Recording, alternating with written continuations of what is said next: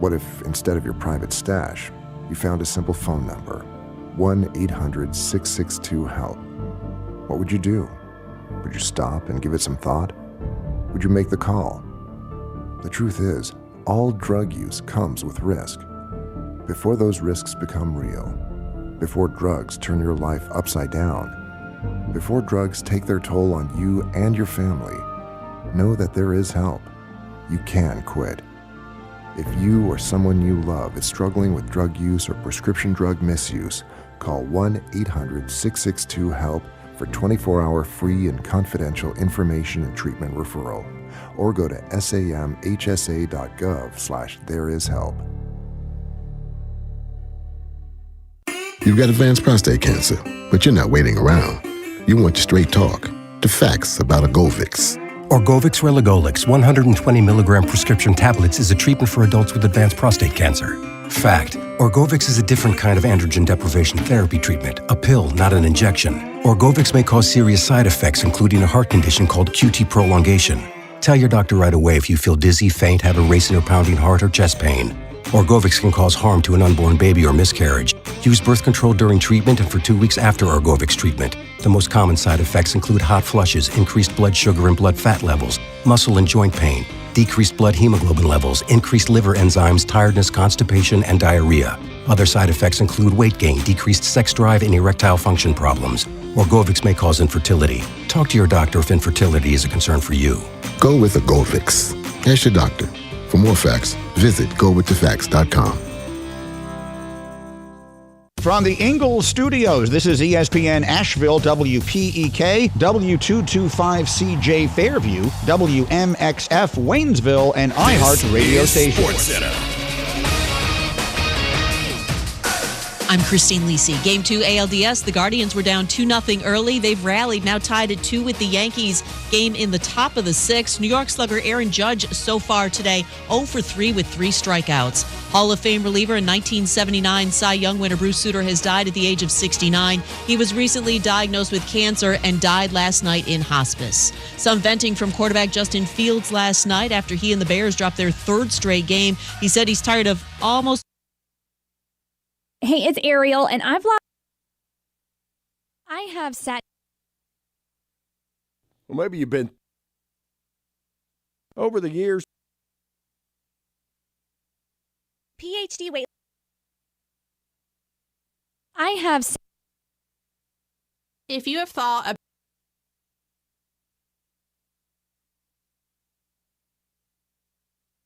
And Buccaneers quarterback Tom Brady $11,000 for kicking Falcons defensive lineman Grady Jarrett on the play in which Jarrett was penalized for unnecessary roughness last Sunday. Keyshawn, J. Will, and Max. Key most to gain: Cowboys, Eagles, Bills, or Giants. And I'm going to say between the Eagles and the Cowboys, whoever wins the game. Get more from the guys Monday morning at 6 Eastern on ESPN Radio and on ESPN2.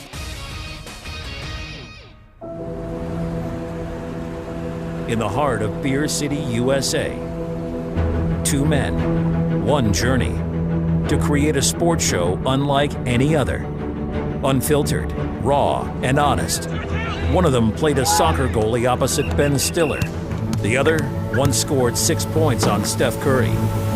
These guys know their shit. Let's go! Tank Spencer, Jeremy Greene, The Sportsocracy.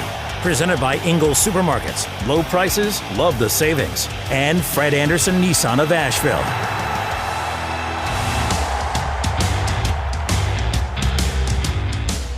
And welcome into a Football Friday here on ESPN Asheville, 92.9 FM, 880 AM, and 1400. It is the Sportsocracy, heard everywhere on the iHeart Radio app and seen everywhere on YouTube. All you got to do to get on the YouTube stream is go to thesportsocracy.com, click on the live video link, subscribe to the channel so you get the live alerts whenever we are live. And, of course, the subscription gets you into the chat each and every day. It's a Football Friday. We got picks galore coming up today. Jeremy is he's all about the dogs today. All the dogs, baby. All the dogs. Last week did not go my way. So we're going to do this my way. If I'm going to have another 5-9 in 1 week or whatever I was last week, We're doing it with the bow wow. Yeah. Bow wow. Yep. Gonna hit some bangers today in the program. We'll have a couple of betting segments for you throughout the show. We'll have all of our NFL picks as well. We're hoping to touch base with Asheville Police Chief Zack, who is in Vegas right now. He is not in this here town. So with the schedule of this show will be a little different than usual, but we will be joined by Keenan Nesbitt of the Buncombe County Sheriff's Department. Yes, we will. We'll play Sheriff if you want to in the 4 o'clock hour, picking the college games, NFL game picks against the spread as well, coming up later on in the program. And what? But I mean, first, you got to start with just the absolute banger of last night. Oh, my gosh. West Virginia, how about it? Let's go. Let's go.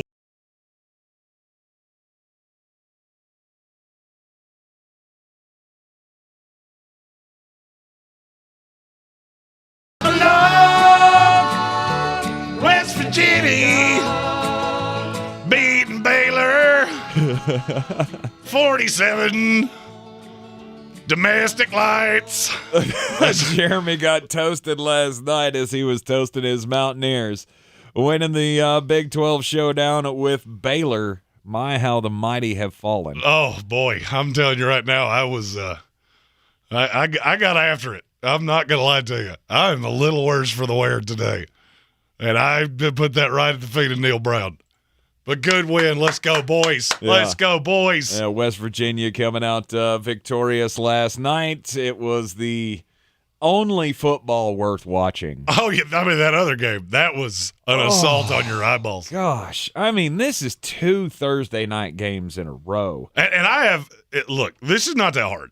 All right, every team in the NFL does not need a primetime game. No. Let's just – okay – sometimes new information comes along. I don't need 3 Chicago Bear primetime games. I'm not talking about in a year. I'm talking about for the rest of my life. Mm-hmm. I don't need 3 more Chicago Bear primetime games. The problem I have is, though, that that's not new information. Like, anyone with an IQ above salad dressing, as Flostradamus likes to say, knew the Bears were going to be trash this year.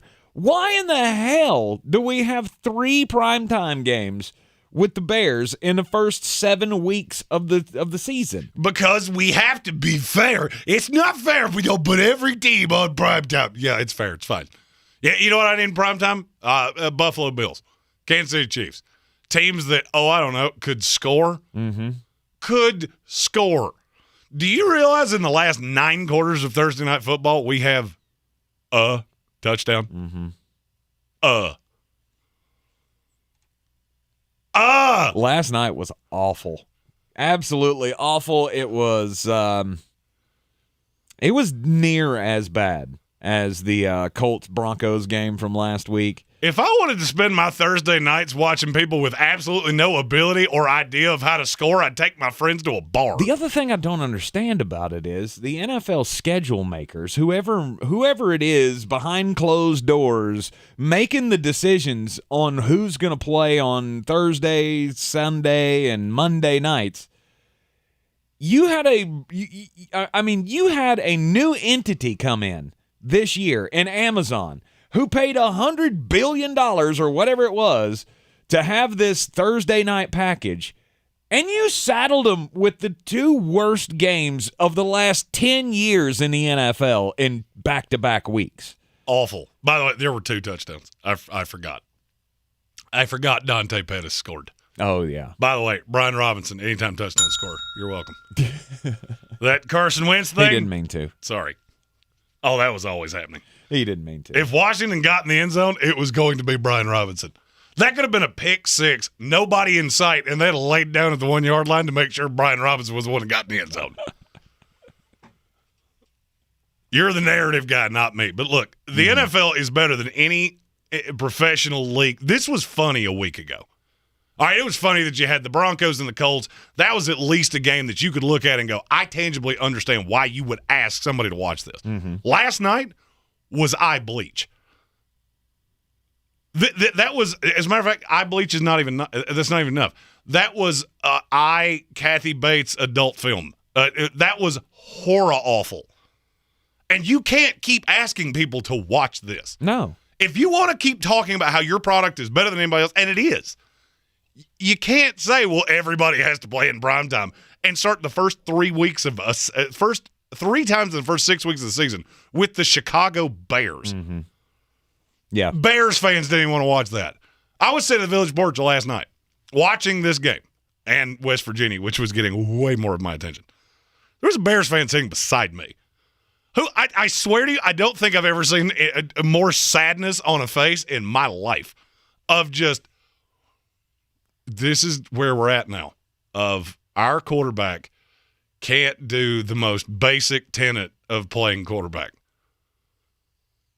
We have a quarterback that literally from 7 feet away cannot hit a wide open receiver. Can't do it. It's insane. For as bad as I thought he was coming out of college, he is exponentially worse than I thought. But he had 190 yards passing and he rushed for like 80. Well, whoop-dee-doo. You're 1 bad week away from running the veer. And I'll be honest with you, you probably should. Mm-hmm. You probably should come out in the power I with 3 running backs behind Justin Fields, because that's the only way you're going to score. I don't know. I mean, we'll talk more about Justin Fields coming up later on in the hour. I want to keep the vitriol on the schedule makers for the primetime games here, because there's just no excuse for it. And next Monday Night Football, Foxborough, Massachusetts, the Chicago Bears and the New England Patriots, which could possibly be Justin or Bailey Zapp, who can't even pronounce his own name right, and Justin Fields, who probably can't tie his own shoes. I think Mac Jones will be back by then, and they will dog walk Chicago.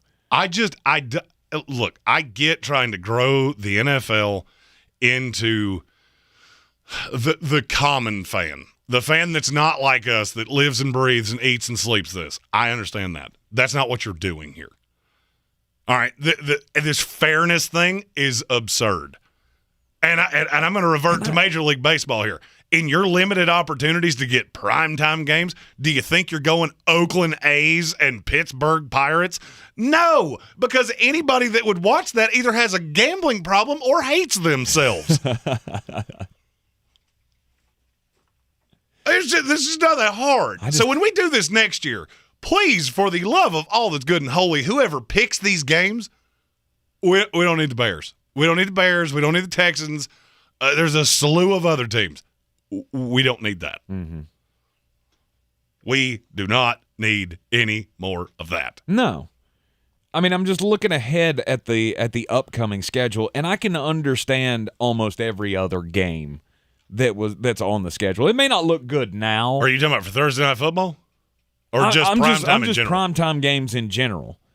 Like next week. Next week you get Saints-Cardinals on a short week.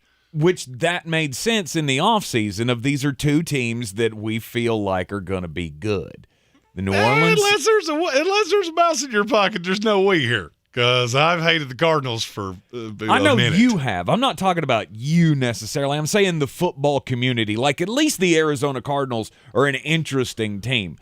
Week 7 primetime. I know this didn't factor into the decision, but that'll be DeAndre Hopkins' first game back. Oh, I'm sure that did factor in the decision. I don't know if it did or not. I'm sure it did. I don't know if it did or not. I don't know when the schedule was set and if the suspension had already come before that or what. But Saints-Cardinals, that's got potential for fireworks. Chicago Bears, New England Patriots. Nobody thought that was a good idea. No. Nobody thought that was a good idea. Week 8 primetime games. This is what every week should look like. Baltimore Ravens, Tampa Bay Buccaneers Thursday night. Sunday Night Football, Green Bay Packers versus Buffalo Bills. Cincinnati Bengals and the Cleveland Browns on Monday Night Football. You thought you ain't getting a bell on that one. You thought that, I mean, it's fine. It's way better than what I saw last night. It's at least a division game. It's going to be interesting. I get it. But then week 9, you go Philadelphia against the Houston Texans on Thursday night. Possibly the best team in the NFL against the worst team. Congratulations. Thursday Night Football. At least there will be some points scored in that game. Thursday night, week 10. Atlanta Falcons and the Carolina Panthers. Huh? If they played that in my backyard, I'd sell my house. But, I mean, this is Monday this is Night not hard. Football that week. Washington Commanders at the Philadelphia Eagles. Oof. Just And look, trust me, I know why get- this happens. I know you can't get them all right. I get that. But you could do better than this. Well, I mean, I understand the methodology here was that we really take care of Sunday night. We take care of CBS. We take care of Fox. Make sure they get a game. Mm-hmm. And then you just go down the schedule. My question is, okay, this week did Prime get last pick? What was this the kid that nobody wanted him on their team in dodgeball? Because that's the only way I'm looking at that this ended up on Thursday night. I just it's hard for me to wrap my head around how some of these matchups got scheduled for primetime games. You need the flex schedule. You need to be able to flex. Well, you're never going to be able to flex a game from a Sunday to a Thursday. True. That will never come. I'm back. saying at least for the Sunday night games. So, and I heard somebody float this idea earlier of you put starting in week, I think they said week 8, you put 2 games scheduled on Thursday, and you can flex them out a month in advance or something like that. That's not going to work either, because you get people that buy tickets that are planning on going to a Thursday night game, and now you got 1 o'clock on a Sunday. Yeah, now that's quite a discrepancy in how you're scheduled. Right. Now you have to change your entire plans for the week. I get that.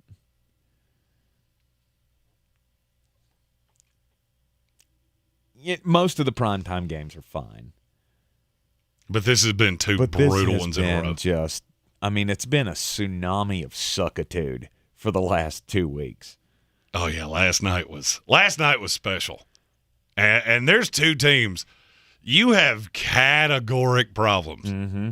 And one of them's markedly worse than the other. Are they, though? 100%. One of them is way worse than the other. I don't know that I agree with you on that one. Oh, I'll tell you why. After the break, I'll tell you exactly why. One of these situations is much more dire than the other. You are in the Sportsocracy here on ESPN Asheville, 92.9 FM, 880 AM, and 1400. Online or on the air, Ingles brings you the Ingles Open Road, the Ingles Table, and the Southern Table, all loaded with great ideas for bringing Ingles to your family table. These segments highlight recipes, tips, and great ways to take Ingles on the road. So join us for some fun and flavorful insights into the great communities we call home. Check your local listings or visit the Ingles Table section of our website. It's all in the bag. Our state supreme. The season we've all been waiting for is here. No, not that one. The season of the Big Orange Tent is underway in Western North Carolina. The area's largest selection of Halloween costumes, decorations, and accessories is at the Big Orange Tent at the Asheville Mall. Halloween Express is your one-stop shop for adult and child costumes, superheroes, horror icons, inflatable suits. You can find it all under the Big Orange Tent at the Asheville Mall. 10 to 8 Monday through Saturday, 12 to 6 on Sundays. Are you ready to tackle your banking needs? Home Trust Bank's team of expert advisors and lenders want to be your teammate. We want to hear your story, learn your aspirations, and assist you with financial needs, and provide options that are tailored to you. With a wide range of personal, mortgage, and commercial services, you will discover all your banking needs under one roof with a local and personalized touch at Home Trust Bank. Score big with Home Trust Bank. Ready for what's next. Member FDIC, Equal Housing Lender.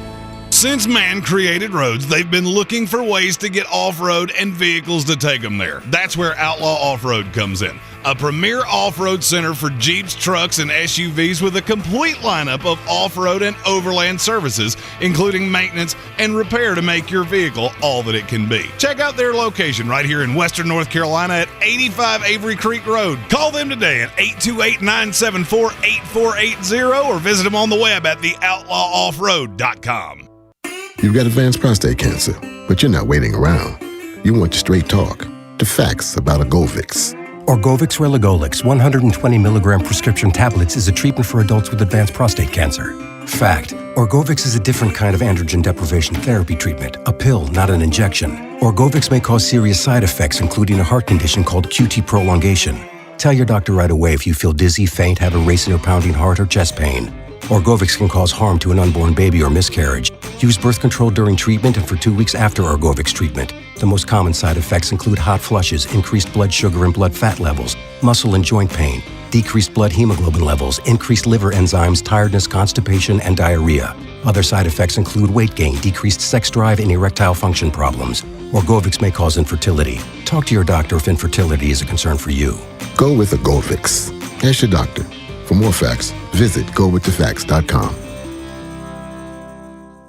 Finding great candidates to hire can be like, well, trying to find a needle in a haystack, but not with ZipRecruiter. Its powerful technology actively finds and invites qualified candidates to apply to your job. So while other companies might deliver a lot of hay, ZipRecruiter finds you the needle in the haystack. See why 4 out of 5 employers who post a job on ZipRecruiter get a quality candidate within the first day. Try ZipRecruiter for free at ZipRecruiter.com/free. That's ZipRecruiter.com/free.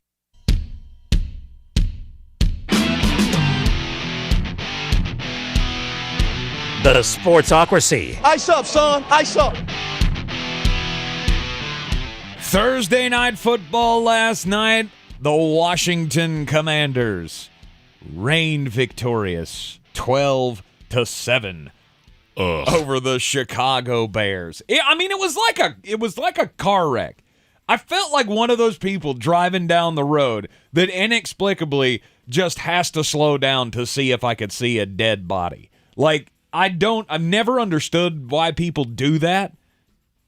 But last night, I felt like that was me. I could not stop watching the god-awful display from both of these teams. You had 289 yards passing total. Uh-huh. Total. In the entire game. Mm-hmm. If I told you yesterday that Justin Fields will double up Carson Wentz's passing, you would have told me, well, Carson Wentz had to go out with an injury. He had to be dead. Brian Robinson ran for 4 bills. Does he have the coronavirus?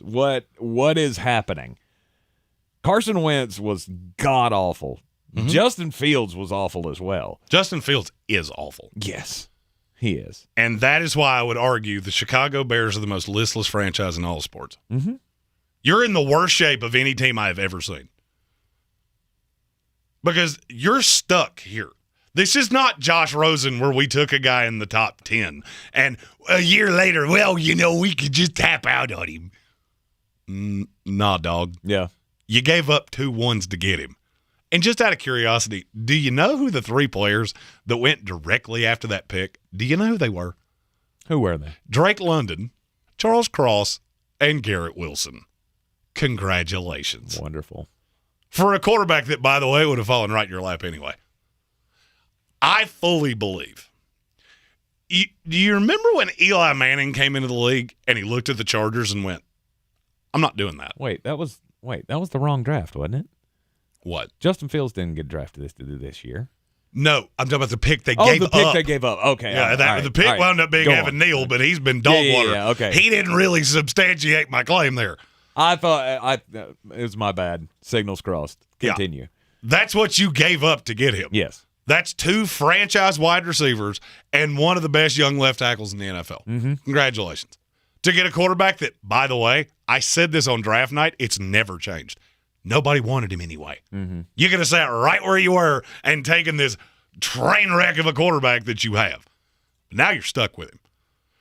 And every time I say this, invariably, somebody with a Chicago Bear in their Twitter handle or a little C in their Twitter picture will send me a message and say, but we have $105 million in cap space next year.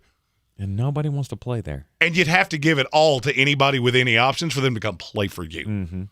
Tell me what position is looking at this going, yeah, I want to do that. Wide receivers. Do I want to go play with a quarterback that I'm pretty sure couldn't hit the broadside of a barn from 7 feet?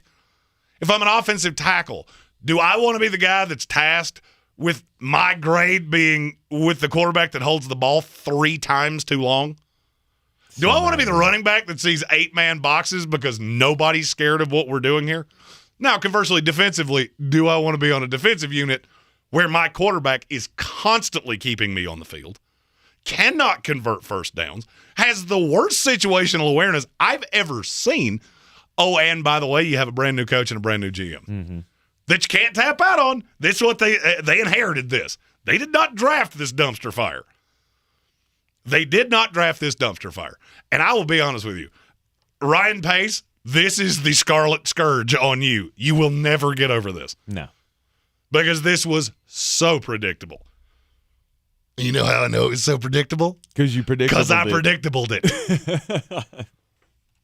I will never figure out what in the world anybody saw in that guy. Well, he's really fast. Well, so is Kadarius Toney. Do you want him to play quarterback for you? Because that's about what you have. I'm not sure Kadarius Toney doesn't have a better arm than Justin Fields does. I mean, I don't know that I can recall seeing a quarterback be this good in college and then just be completely out of his element when he gets to the NFL. Ryan Leaf, Achilles Smith, Rick Meyer. You want me to keep going? Well, this is what happens when you don't understand what you're looking at. I never paid attention that closely to those guys back in the early 90s. I mean, the closest one I could think of is Tim Tebow, but we all knew he wasn't a great thrower of the football anyway. Oh, you want me to tell you a secret? Justin Fields is Tim Tebow. They're the same guy. They're the exact same guy. I thought he was so much better of a thrower of the football than Tim Tebow. Oh, he's got a beautiful arm. He's got a beautiful arm, but he's like a cannon.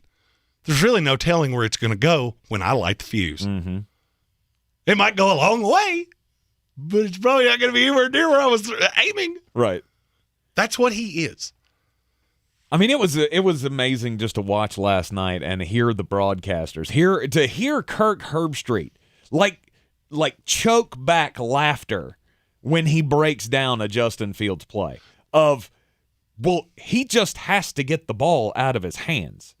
Like there was one play in the first half where he had a wide open guy for the first down. All he had to do was lead his receiver by a couple of yards right across the middle, and it would have been perfect. And what did he do? He held on to the damn ball and just got sacked. And he did it over and over and over again. It's almost to the point of funny. And you hear all of these analysts that don't want to come out and say exactly because you don't want the vitriol. You don't want the vitriol of saying this kid's an absolute bust. Mm-hmm. Well, maybe he'll get better. Well, maybe I will learn how to make my own T-shirts. Maybe I'll learn to plant corn and I'll live off the grid. You think that's really – you really believe that's going to happen? Because I don't. No, not going to happen. Nothing in my history would suggest that. Nothing I have ever seen Justin Fields do makes me think he is even a rosterable player in this league. And you are stuck with him. Mm-hmm. Congratulations. Congratulations. It just baffles me to think of what was this franchise thinking? What I mean, I get when they needed a quarterback, they panicked, they traded up to get a quarterback, they thought Justin Fields was going to be good, whatever. This is scouting 101. You fell in love with the arm. I get it. And guess what? There are 40 guys a year that come out that throw a beautiful ball. Mm-hmm. Giovanni Carmazzi threw the prettiest ball I've ever seen. Can you even tell me what team he played for in the NFL? No. San Francisco 49ers. Threw the prettiest ball I've ever seen. The only problem is that he was about as accurate as, a meteorologist. Just pathetically bad at getting the ball out. It doesn't work. Mm-hmm. There are a lot of guys that throw a pretty football. Odell Beckham Jr. throws one of the prettiest footballs in the NFL. Right. He's not a quarterback. Right. He's not a quarterback. I just don't get Ryan Pace and Matt Nagy, they hold the responsibility for making these decisions. Matt Nagy had no say in this. To bring this was a GM going, I have to get a quarterback. Mm-hmm. I have to break the curse. And what's funny is that teams that do this, it's the same teams over and over and over and over and over again because you're so desperate. And I equate this to people dating. We all have that friend. He's just kind of a loser. You maybe got a little fanny pack. Not really not clicking on all cylinders. Tank. Sorry. And that guy just anytime somebody looks at him, I love you so much. I want to love you and screech and call you George. That's the Chicago Bears chasing quarterbacks. Mm-hmm. Oh, we can have this one. We can go get him. He can play for us. Oh, great. And you're going to wreck it. Mm-hmm. Justin Fields, this is what I said on Draft Night. He needs every advantage he can get. Right, which leads me to my point of how in the hell did the current administration in Chicago look at this team and go, yeah, we're good. Stand pat, we're good. What were you supposed to do? I don't know. I don't know what you had to do something better. There's not an answer to that. You gave up the first-round pick. You had no shot at the good receivers. It's not like they went into the season and went, yeah, we're hunky-dunky. They all knew. This is going to be a disaster. Now, should you probably have taken wide receivers when you took Jaquan Brisker? Well, I would love to say yes, except for the fact he's the only player I saw last night that looked like he belonged in the NFL. Him and Roquan. You mean the guy they were talking about trading a month and a half ago? Yeah. And I'm still not sure that they won't. I mean, I hope the problem is that nobody with any do. options is tying their career to Justin Fields. Nobody. Mm-hmm. So this is what it's going to look like. And I hear this theory that, well, if he had some receivers. Okay, so even the bobbled pass at the goal line, the one that precluded you from winning, it was 5 yards behind the receiver. Mm-hmm. I've heard Darnell Mooney get killed for dropping that. Do you realize how hard of a catch that actually was? While you're getting hit, trying to make sure that you don't land short of the goal line? That's on Fields too. I don't care if it was Jerry Rice. He might have made the play, but it would have been a circus catch. It's comically bad to me.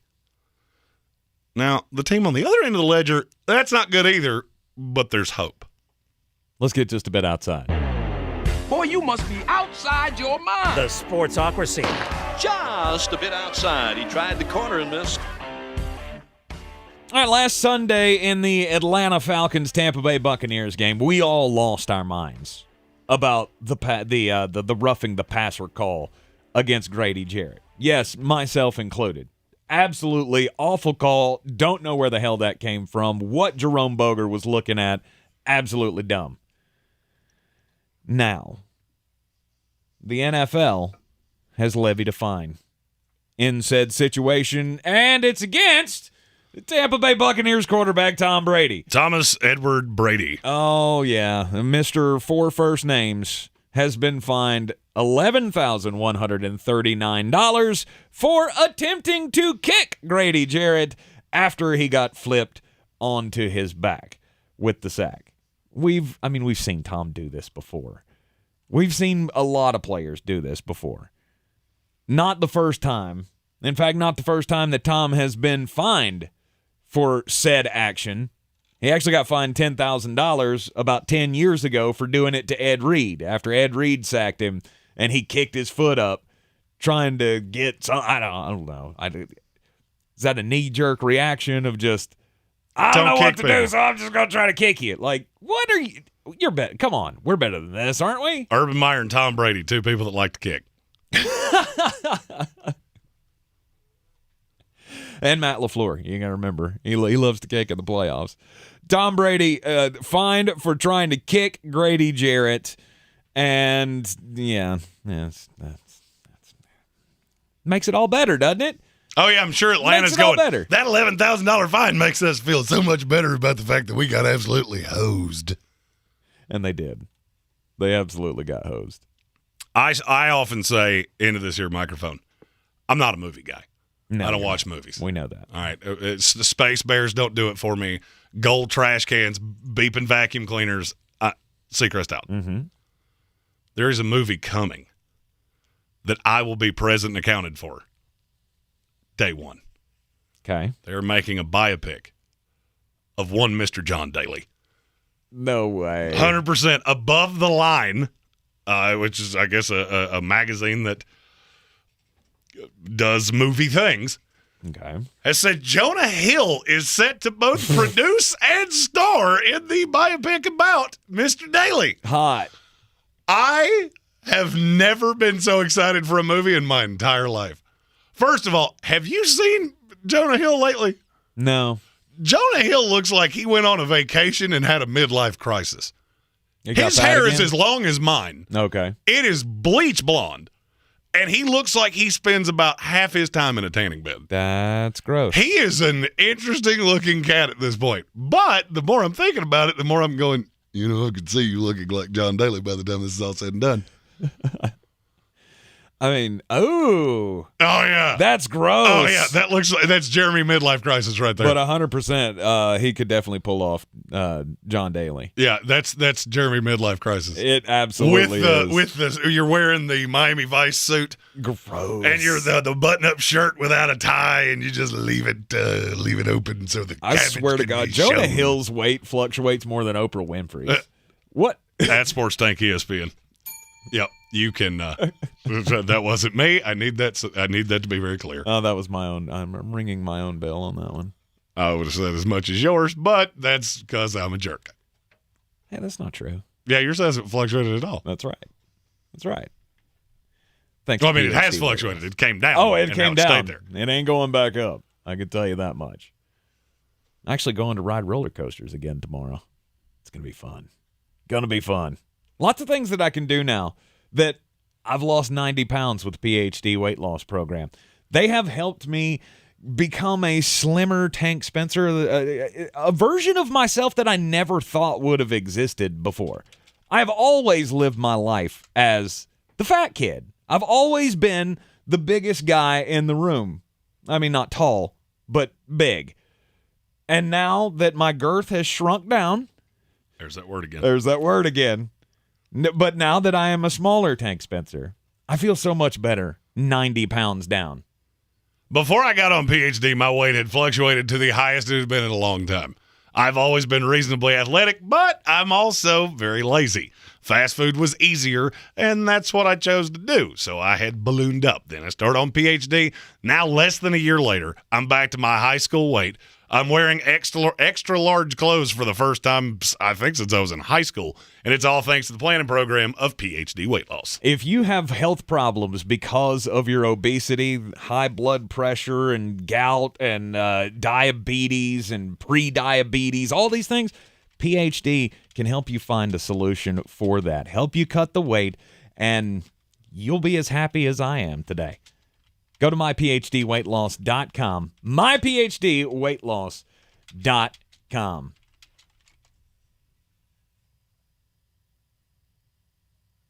Do you still have anything for your outside? Just a bit outside?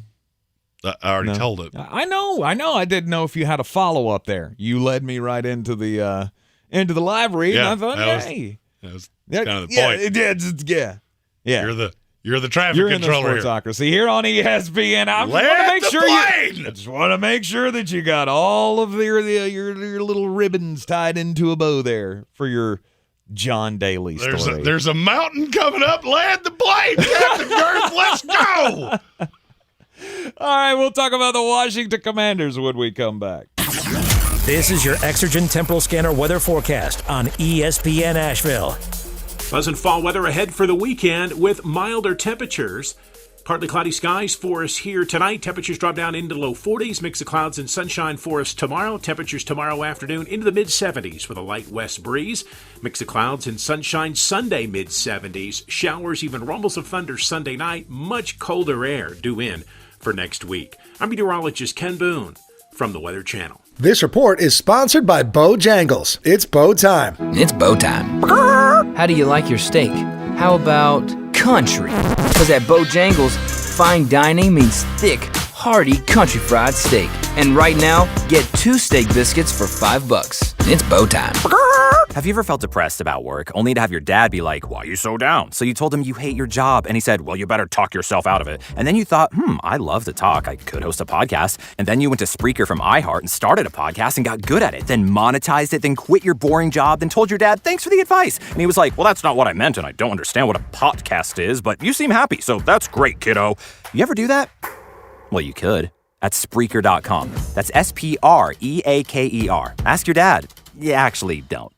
You wash your hands, you brush your teeth, but what about the nose? How do you clean your nose? With Navage. Navage uses powered suction to pull saline in one nostril, around the back of the nose, and out the other nostril, flushing out allergens, mucus, and germs. And it's why cleaning your nose, the body's air filter, is the next evolution in daily personal hygiene. People try Navage for lots of reasons. Sinusitis, colds, allergies, snoring, things that make it hard to breathe through your nose. But over time, they find that cleaning their nose makes them feel better, a lot better. Over 3 million Navage users have written more than 100,000 reviews, averaging 4.7 stars, saying, "Best product I've ever used," and "Amazing, I love my Navage." Navage helps you breathe better, sleep deeper, and snore less, but the biggest payoff is improved health. Navage is good personal hygiene and can help you stay healthier. At Walmart, Walgreens, CVS, Rite Aid, Target, and online. Navage, N-A-V-A-G-E. Clean nose, healthy life.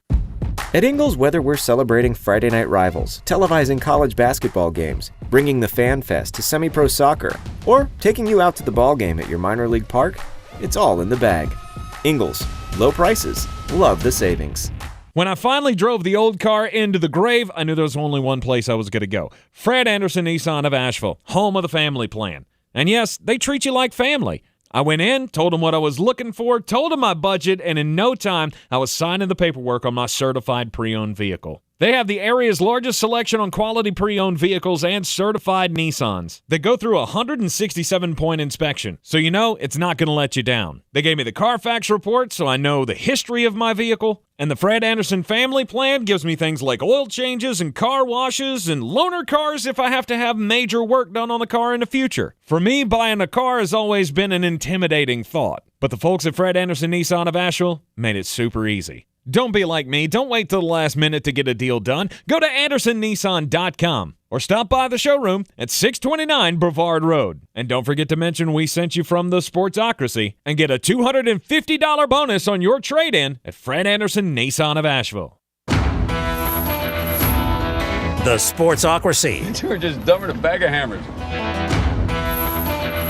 It is a Football Friday here in the Ingles Studio on ESPN Asheville. We got a super chat. Generations saying I am the most handsome man on the internet, and I just want to state, this is the male form at its peak physicality.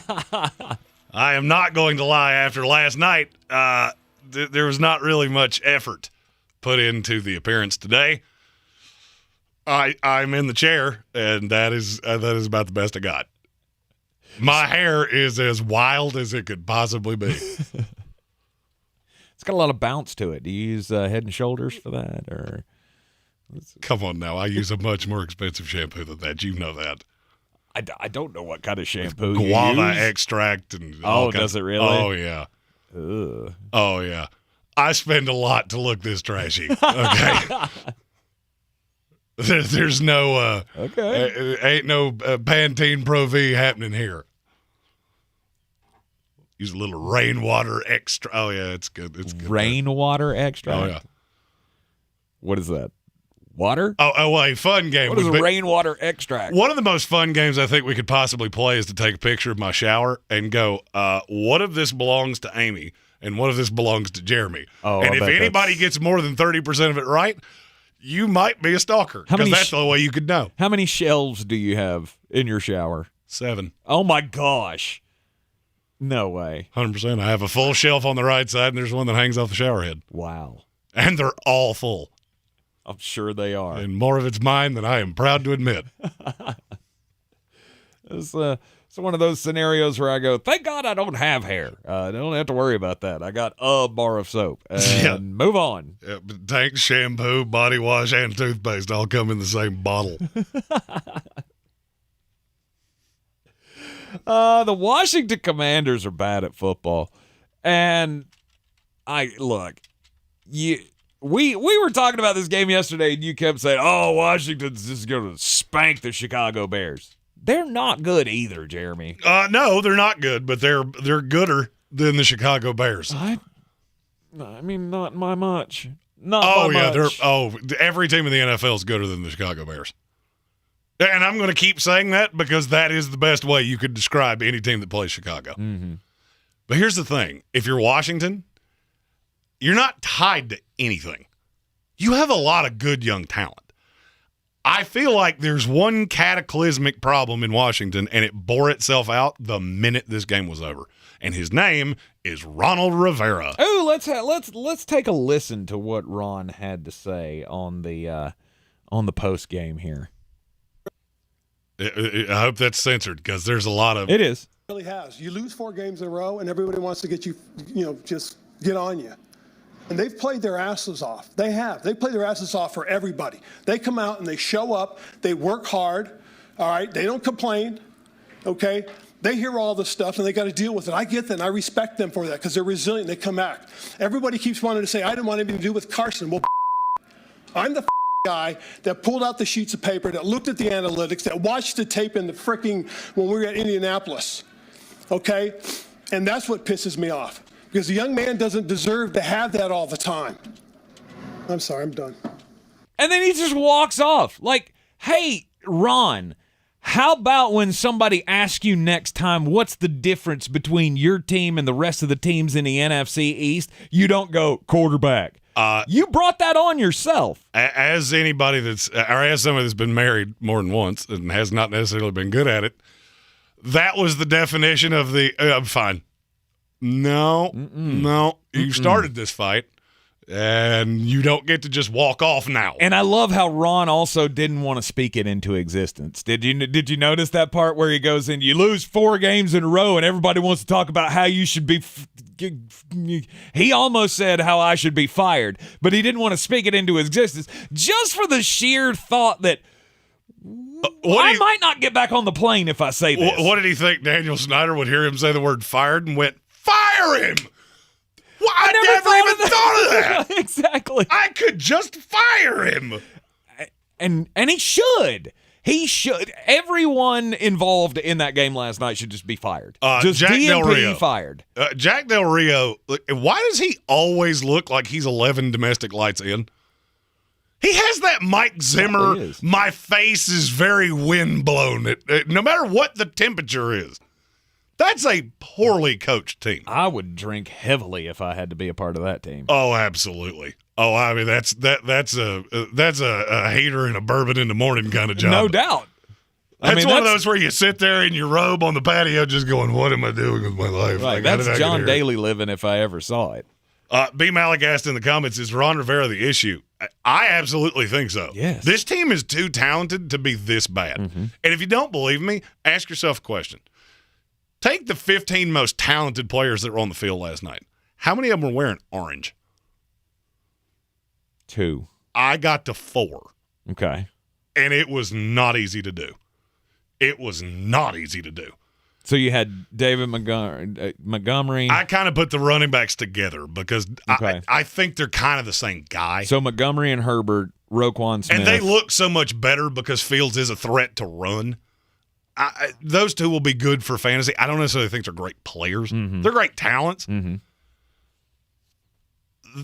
But you look at Washington and go, you have too much talent to be this bad. And the question now is, at what point do you go, I'm done with Carson Wentz? And for me, it's right now. Mm-hmm. And I'm not going to Taylor Heineken. I'm going to the rookie. Yeah, it would have been first series for me last night. Because he holds the ball too long, too. Mm-hmm. And you actually have weapons. You legitimately have no excuse. I understand your line is dog water. I get that.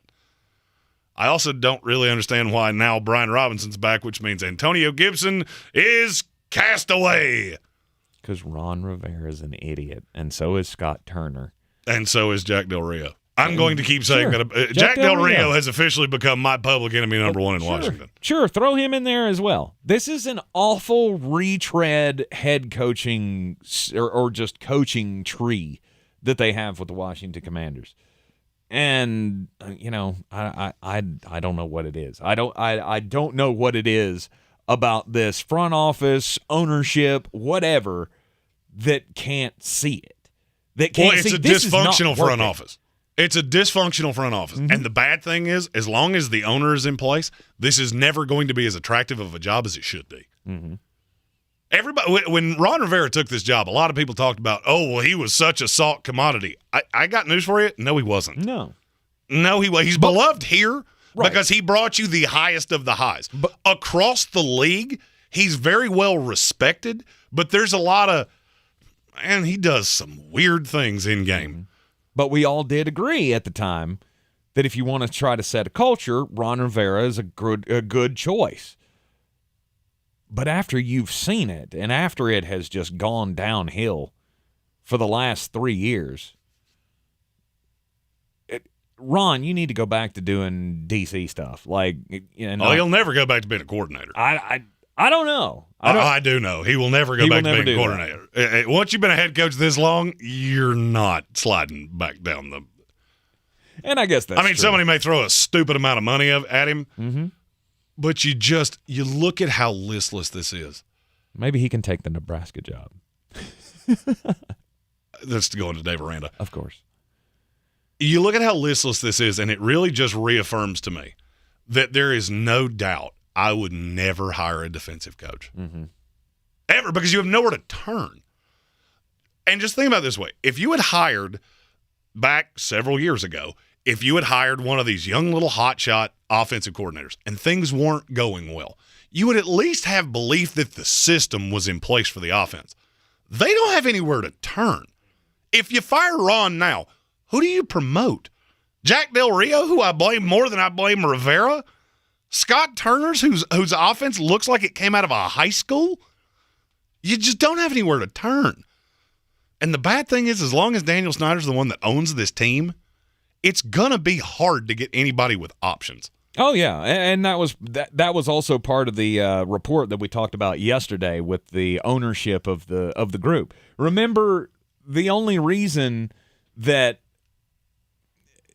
I guess the NFL kind of backed off of forcing anything to happen was because Daniel Snyder said, I'm taking a step back and I'm giving, day-to-day operations to my wife. Part of that story yesterday was, even though he said that, he still hasn't done it. He's still way more involved in the day-to-day operations than he wants anybody to believe, and that's why things aren't changing. Well, I'm going to make a comparison here. And there's a story out in The Athletic today about Nebraska. And when they actually moved on from Frank Solich many years ago and how the coaching search went. And I read that entire article, and the only thing I could think about, why does this read like the Washington Commanders? You think you're a better job than you are, and you keep finding out that you're not. I don't know what it would take to fix this other than there not being a Daniel Snyder in this building. That team's too talented to be this bad. I thought it the entire game last night. Look at all the weapons you have, and you can't move the ball. They had 230 yards of total offense last night against a bad defense. I feel bad for Washington fans. And look, I'm still a Jet, so we're right there with you. Trust me, I feel your pain. It's just unfortunate. It's hard to watch. It is. It's very unfortunate. You are in the Sportsocracy here on ESPN Asheville. What's not unfortunate? It's time for bangers. It is time for bangers. Coming up after the break right here in the Ingles Studio. I believe real estate isn't about properties. It's about people. I am Clarissa Marshall with EXP, serving all of Western North Carolina. Navigating the home buying and selling journey can feel overwhelming at times, and that's why having an agent who cares about you and your needs is key. I'm a native of Western North Carolina, and I close over a home a week. I'm an expert in the market, pricing my sellers correctly to net you the most money, and working as a skilled negotiator for my buyers. Please give me a call today at 828-774-6343 to set up a complimentary market analysis. Everyone's heard about the housing market and this being the best time to sell a house in years. But the same thing applies to cars. Whether you're looking to buy a car, trade in, or sell that car in the driveway collecting dust, Fred Anderson Nissan of Asheville wants to buy your car. They have 2 on-site managers that work with Kelly Blue Book to give you top dollar for your vehicle. You can even have your car appraised instantly at AndersonNissan.com. Stop in and visit them today at 629 Brevard Road in Asheville or call them at 828-365-1663. Rogue Combat Club, Asheville's home for comprehensive martial arts training, has a goal for our community, one that's stronger, more fit, and unwavers in its support of one another. Rogue Combat Club's instructors have competed at the highest levels and offer classes for everyone from young children to adults in Brazilian Jiu-Jitsu, Muay Thai, and wrestling. Rogue Combat Club classes can help you boost your self-confidence and self-defense skills while weeding out the egos and intimidation found at other gyms. Join today at roguecombatclub.com. Will they find a home? Sponsored by Geico. Steve is intrigued by the paranormal. Otherworldly spirits really make a house a home, you know? Janice has different taste. I'd like my house to not be haunted. Compromise is tough, but these two won't have to compromise when they bundle home and car insurance with Geico. It's easy, and they could save even more. In the end, Steve and Janice found a renovated Victorian that's only haunted from 9 to 5. Okay, wife's home. Y'all gotta bounce. Bye, Steve. Bundling without compromise at geico.com.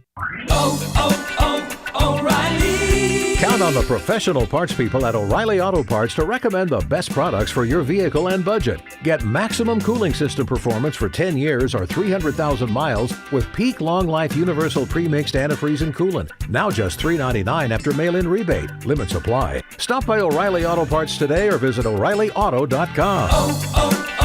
O'Reilly Auto Parts. For more information about contests on the station, log on to ESPNAVL.com. This week on the Buncombe County Game of the Week, we get to see North Buncombe as the Blackhawks will be hosting Inca. The Jets are trying to win out so they can be in playoff position for the postseason. North Buncombe is looking for their first win. Sports Tank Friday gets us going at 6. Bojangles Countdown to Kickoff shows at 6:30. On AM 1400, it's the big one, Tuscola at Pisgah. Pre-game starts at 7 with a kickoff at 7:30. The best high school football coverage is on News Radio 570, WWNC, and ESPN Asheville. The season we've all been waiting for is here. No, not that one. The season of the Big Orange Tent is underway in western North Carolina. The area's largest selection of Halloween costumes, decorations, and accessories is at the Big Orange Tent at the Asheville Mall. Halloween Express is your one-stop shop for adult and child costumes, superheroes, horror icons, inflatable suits. You can find it all under the Big Orange Tent at the Asheville Mall. 10 to 8 Monday through Saturday, 12 to 6 on Sundays.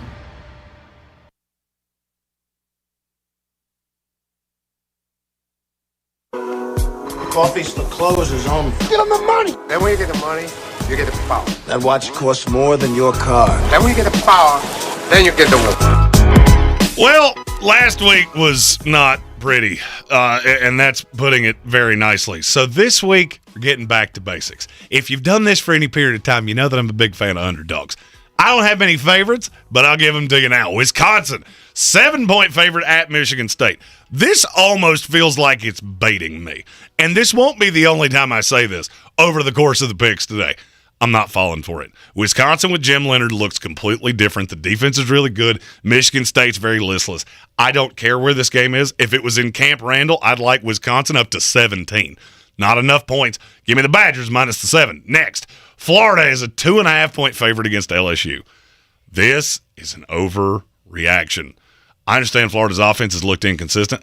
Something's up at LSU, and I can't really figure out what it is. I've heard it's that Brian Kelly is currently going over like a piddle in a punch bowl. Shocker. I could see this going very badly. Gators minus 2.5. The Fighting Mike Houstons of East Carolina are a 5.5-point favorite against Memphis. Look, I understand. Tulane didn't go the right way. That's a good defense. Memphis, not a good defense. You get into a track meet with the Fighting Mike Houstons, and you're going to lose. Pirates, minus 5.5. Clemson's a 3.5-point favorite at Florida State, and I can't say that without laughing, because that is the stupidest thing I've ever heard. Florida State's good. They're improved. They ain't Clemson. They're going to get smoked. Tigers, minus the 3.5. And you know I got to have 2 underdogs. Iowa State's a 16-point dog at Texas. That defense is way better than people seem to understand. They're going to lose, but I don't think they're going to get boat raced. Cyclones plus the 16. And finally, Illinois is a 6.5-point dog against Minnesota. I can't believe I'm saying this out loud. Illinois is pretty good. They have one of the best defenses in the country. Number 1 scoring defense in the country. Ryan Walters, their defensive coordinator, that's the next head coach at Colorado. It's a talented team. They run the ball well. This is going to be low scoring. Wouldn't have mattered who got this many points. I would have taken them. I think this ends 17-14, somewhere in that neighborhood. I'm taking Illinois plus the 6.5. It is the Sportsocracy here on ESPN Asheville. And coming up in the next hour, we're going to start picking NFL games against the spread. We will be picking college games as well with Keenan Nesbitt of the Buncombe County Sheriff's Office. Stick with us. 2 hours left here on a Football Friday. This is your Exergen Temporal Scanner weather forecast on ESPN Asheville. Pleasant fall weather ahead for the weekend with milder temperatures. Partly cloudy skies for us here tonight. Temperatures drop down into the low 40s. Mix of clouds and sunshine for us tomorrow. Temperatures tomorrow afternoon into the mid-70s with a light west breeze. Mix of clouds and sunshine Sunday mid-70s. Showers, even rumbles of thunder Sunday night. Much colder air due in for next week. I'm meteorologist Ken Boone from the Weather Channel. This report is sponsored by eBay Motors. You might not have the biggest garage on the block, but with eBay Motors, there's 122 million parts right at your fingertips. Whatever you need, there's something that fits your vehicle. Air filters, tires, seat covers, and more. Get the right parts at the right prices. ebaymotors.com. Let's ride. Will they find a home? Sponsored by Geico. Steve is intrigued by the paranormal. Otherworldly spirits really make a house a home, you know? Janice has different taste. I'd like my house to not be haunted. Compromise is tough, but these two won't have to compromise when they bundle home and car insurance with Geico. It's easy, and they could save even more. In the end, Steve and Janice found a renovated Victorian that's only haunted from 9 to 5. Okay, wife's home. I gotta bounce. Bye, Steve. Bundling without compromise at geico.com. We all share the responsibility to make sure North Carolina roads are safe for everyone. We can reduce the number of people hit or killed by vehicles. Visit watchformenc.org for more safety tips. Paid for by NCDOT. This Sunday, the Panthers return to action as they head west to LA to take on the Super Bowl champion Los Angeles Rams. Join me and Ish Schroff along with Jordan Gross, Jim Zoki, and Kristen Balboni. Pre-game coverage on the Carolina Panthers radio network starts at 3. Kickoff follows at 4. Panther football, live all season long on News Radio 570 WWNC. From the Ingles Studios, this is ESPN Asheville, WPEK, W225CJ Fairview, WMXF Waynesville, and iHeart radio stations. I'm Christine Lisi. A rough afternoon for Yankees slugger Aaron Judge in Game 2 of the ALDS versus the Guardians. So far, he's 0 for 4 with 4 strikeouts. He struck out 7 times in the series to this point. New York and Cleveland tied it to top 8. Hall of Fame reliever Bruce Sutter has died at the age of 69. He was recently diagnosed with cancer and died last night in hospice. NFL coming off another game in which he took several heavy hits. Bears quarterback Justin Fields said he re-aggravated a left shoulder injury last night. Should be okay, though, to play in Week 7. The Bears need to protect Fields better and utilize his strengths more, advises ESPN's Rob Ninkovich. Considering he's attempted the least amount of throws and he gets hit the most in the NFL. I mean, that's just bad. Every single time he dropped back to throw, he hit the turf. And not only did he hit the turf, he was hurting. He was in pain. So they need to protect him. They need to put him in the right positions. I don't think that the offensive scheme fits his skill set. Rob Ninkovich on Keyshawn, J. Will, and Max. NFL fined Buccaneers quarterback Tom Brady $11,000 for kicking Falcons defensive lineman Grady Jarrett on the play in which Jarrett was penalized for unnecessary roughness on Sunday. Keyshawn, J. Will, and Max. Key most to gain: Cowboys, Eagles, Bills, or Giants. And I'm going to say between the Eagles and the Cowboys, whoever wins the game. Get more from the guys Monday morning at 6 Eastern on ESPN Radio and on ESPN2. He's a degenerate gambler. You are a smelly pirate hooker. And he's cheaper than oxygen. He's useless. But somehow, they make it work. Jeremy Greene, Tank Spencer.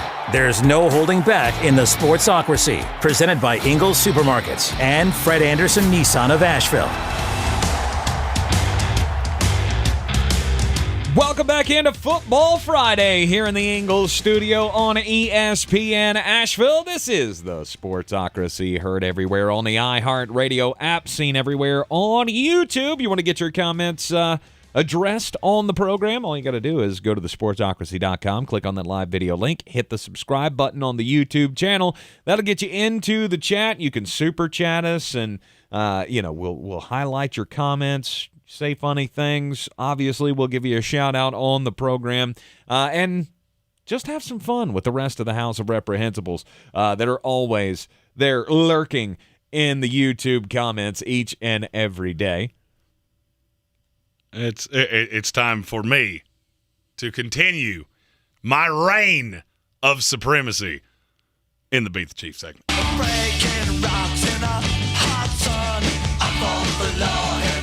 Tank one. But I still lead.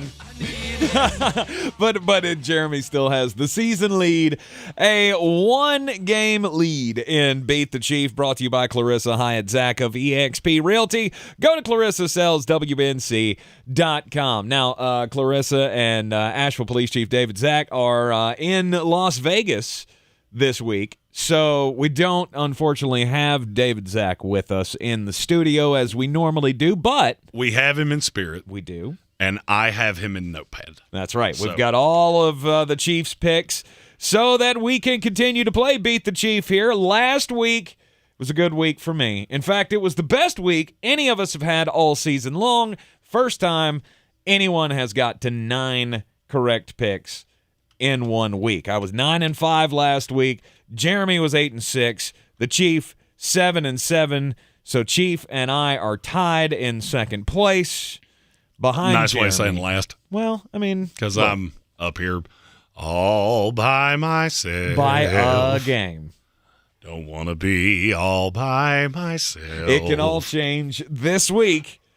Still a narrow lead for Flostradamus in the Beat the Chief game, which tends to be how this is going to go. All last season, you and I went back and forth all season long. Ended up tied at the end of the regular season. The tiebreaker was the national championship game. I had Georgia, you had Alabama, so I won the tiebreaker. Now, here we are again, very close standings through the first 5 weeks of the NFL season.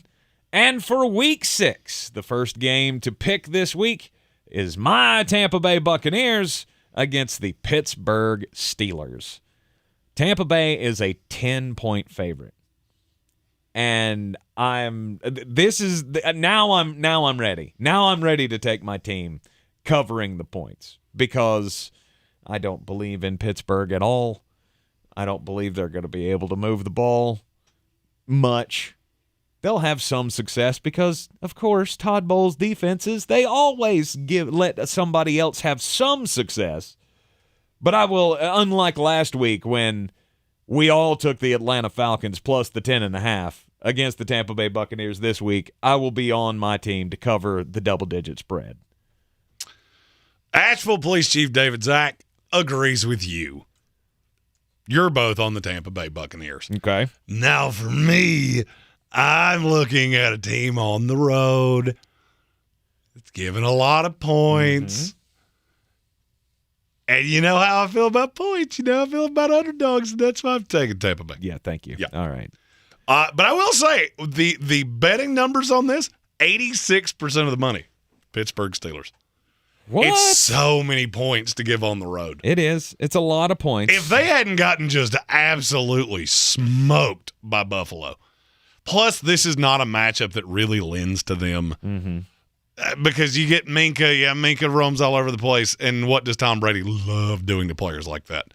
Baiting you into something with his eyes and then beating you over the top. Mm-hmm. There's no corner on Pittsburgh's team that can contend with any of the weapons. I don't see this game as close.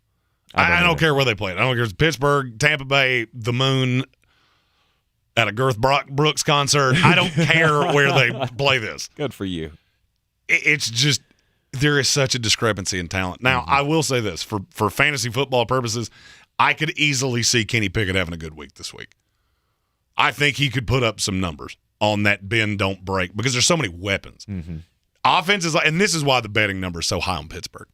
This is the kind of offense that they struggle with because they have so many options that Carlton Davis can only deal with one side.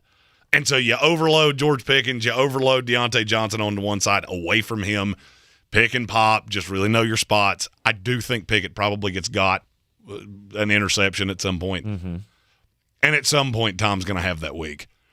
Tom's going to have the week where you just go, oh, yeah, you're still you're geriatric Tom Brady, but you're still Tom Brady. Right. The Tampa Bay will be down a couple of players on the defensive side of the ball. 2 in the secondary, I believe. I saw where Sean Murphy Bunting was one of them. He's good for a good play every now and then. So that might open things up for Kenny Pickett a little bit. But like I said, I do expect them to be able to have some success, but Tampa Bay should run away with this game. Another thing to look at with Pittsburgh, when they get beat, they tend to get pretty well housed. Mm-hmm. I mean, I know the Jets game, you got the bump with Kenny Pickett in that one. New England, they don't score points. You've played two offenses that can legitimately score points in very different ways, and you got smoked in both. Right. I believe this is going to be one of those teams at the end of the year you look at it and go, man, not only were you bad, but you were 4-12-1 against the spread. Right. The Cincinnati Bengals are a 2.5-point favorite against the New Orleans Saints. This one's in New Orleans, so we always know that's a tough place to play. You got the whole narrative of revenge game for Andy Dalton going up against the Bengals. We're going Andy Dalton revenge game. Hey, I'm just saying. That was 3 teams ago. It's out there. And you'll also have, of course, Joe Burrow returning to his, 1-year college stomping grounds at LSU. You'll probably see a lot of Joe Burrow jerseys in the crowd there at the Superdome. Bengals minus 2.5 is the only call here. I mean, am I being too flippant about that? Yes. Sharp money's on New Orleans, but there is an aggressive amount of play on Cincinnati. The thing I can't figure out is how exactly, with the way I watched you score against Seattle, it took a lot of gimmicky nonsense. I don't think that works against Cincinnati. I don't either. And I cannot emphasize this enough. The Saints are killed. I mean, this is a very hurt team. I have not heard a definitive on this, but Marshawn Lattimore was the definition of questionable. If he doesn't play, who in the world do you put on Jamar Chase? Mm-hmm. Paulson Adebo? Good luck with that. That's going to be fun. Good luck with that. I think it's death by 1,000 paper cuts. This game will be close. This will be close late. I would say Cincinnati probably scores last 5-6 minutes, make it a 10-point game. Maybe New Orleans scores again, but I don't think they can keep it within 3. Chris Olave, I know he's banged up. Definition of questionable. Listed as questionable on the injury report. We don't know if Jameis is going to be back for this game. I just don't think you can gimmick beating Joe B. And this is a game they desperately need. And I don't know if you can gimmick Lou Anarumo. I like him. You do. It's far more than you should. He's fine. Why? He's you don't like fine. that defense? I mean, it's you don't think it's schemed well? It's a middle-of-the-road defense. It's a very talented defense. Mm-hmm. I mean, Trey Hendrickson. You talk about a guy that I was super wrong on, that's a guy I was super wrong on. Yes. Because he has come to Cincinnati, and he has been just a dog. Mm-hmm. The one thing that scares me is you could see New Orleans get home a lot on Burrow. And I think that's why the money is as close as it is here. Well, we know how bad the pass rush screws with Joe Burrow. I mean, we saw them lay an egg down in Dallas because he was getting all of the pressure from Micah Parsons and DeMarcus Lawrence. So maybe that comes into play this week against the New Orleans Saints. But I'm just waiting for Cincinnati to bust out and have that major game where they just throttle somebody. And I think I'm not going to say they throttle them. It takes a lot for New Orleans to score. And I get Joe Burrow and Jamar Chase, and there is a week coming where Jamar Chase does that thing that he does. And going back to the Dome just screams, yep, this is the one. Yep. So you're on Cincinnati minus the 2.5. I'm on Cincinnati minus the 2.5. What's the Chief doing? He is with us on the Cincinnati Bengals. All right, the Jacksonville Jaguars and the Indianapolis Colts. We've already seen this once, just a couple of weeks ago. The Jacksonville Jaguars beating Indianapolis 24-0 in Jacksonville. This time they've got to go up to Lucas Oil. And I don't believe this is the same Jacksonville Jaguars team that throttled Indianapolis the first time around. I mean, it is. It's the same players. Yeah. It's just an inconsistent version. What's it been? 7 turnovers in the last 2 weeks for Trevor Lawrence? It's like he has just, he's taken a slump. How about that? Well, he's not a rookie. He's a second-year quarterback that's really in his first year in a tangible NFL offense. Mm-hmm. It is hard for me to believe that young defense is going to go to Indianapolis and do to them what they did in the first week. I also think at some point, the long week for Indianapolis, I could see them scoring more points than you would believe. And how are they going to do that? Jonathan Taylor's the one I go back to. Okay. I mean, yeah, obviously Jonathan Taylor officially listed as questionable. Did he practice yesterday? Yes. Okay. Last I had heard, he was even questionable to practice, which is never a good sign going late in the week. But if he was up for practice, then there's a decent chance he may play. Obviously, the offense is going to go through him because it can't go through Matt Ryan. They're not even stretching. They're not even trying to press the ball down the field because, they have no weapons to do it with. Yeah, you have a lot of injuries on that Jaguar defense, too. And even if they all play, they're not 100%. And I can't help but think everything I've heard tends to make me believe that Jonathan Taylor's going to play. Mm-hmm. And if he does, I could see him just eviscerating a defense that could be missing 4 starters. Could be missing none. Mm-hmm. But you're going to be less than 100%. Fatukasi and Foye Oluokun also listed as questionable for this game. I can see where you would go down that path, and I know that we're waiting for the Indianapolis Colts to have that game of, this is what we thought this team was going to look like. But I just don't know. If Shaq Leonard's going to be out again, he is. He and Kwity Paye are both out. That defense is not the same without him. No, and I understand that. Young teams on the road, that always scares me when it's a glorified pick'em. Mm-hmm. That's basically what this is. Mm-hmm. And I think they have this number wrong.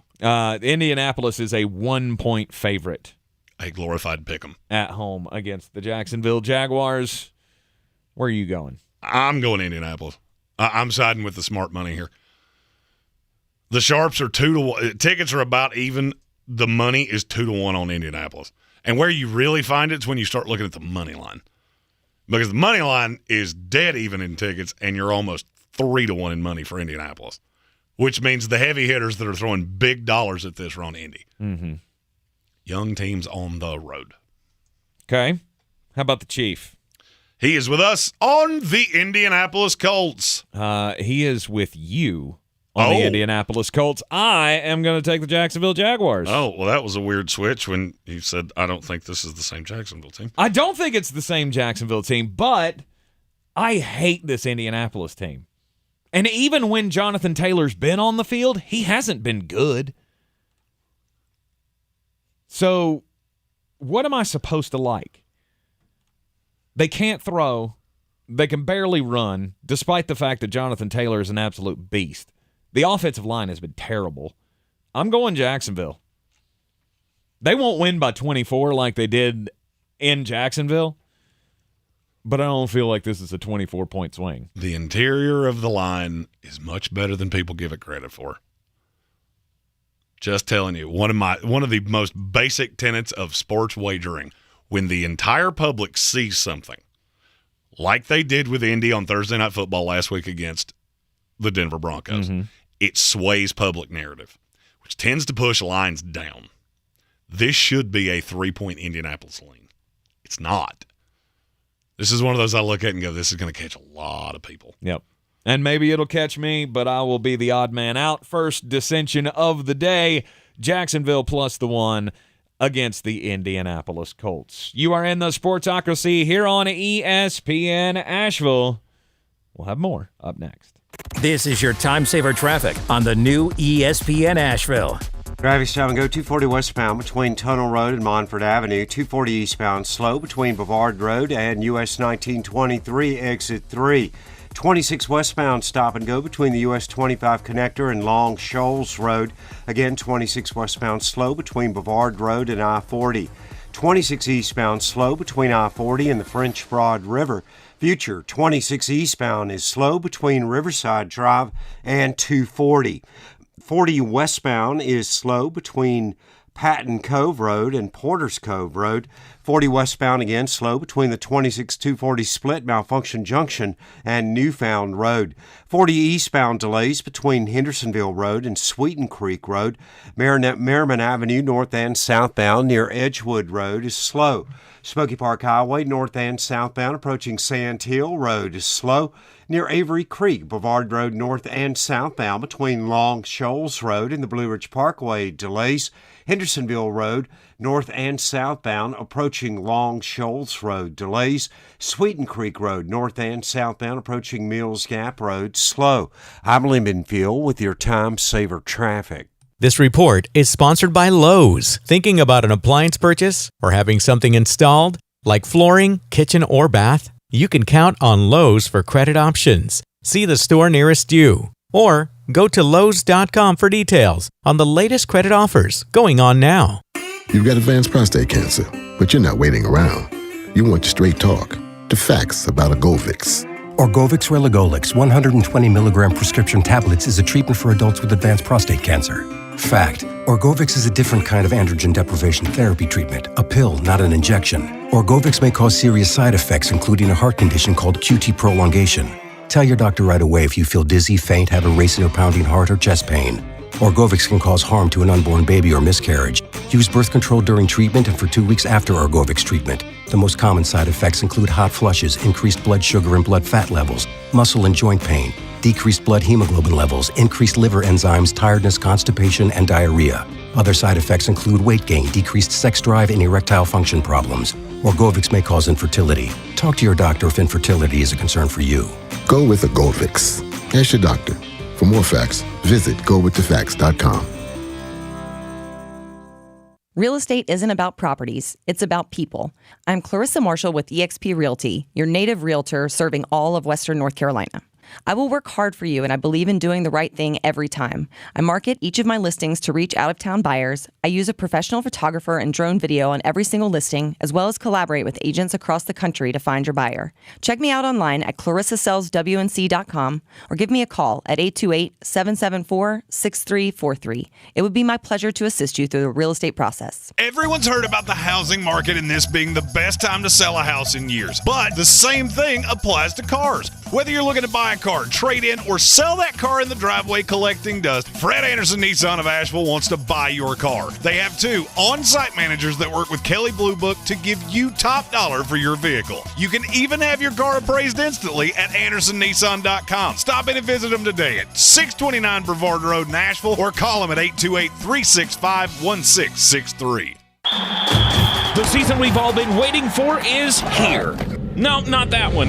The season of the Big Orange Tent is underway in Western North Carolina. The area's largest selection of Halloween costumes, decorations, and accessories is at the Big Orange Tent at the Asheville Mall. Halloween Express is your one-stop shop for adult and child costumes, superheroes, horror icons, inflatable suits. You can find it all under the Big Orange Tent at the Asheville Mall. 10 to 8 Monday through Saturday, 12 to 6 on Sundays.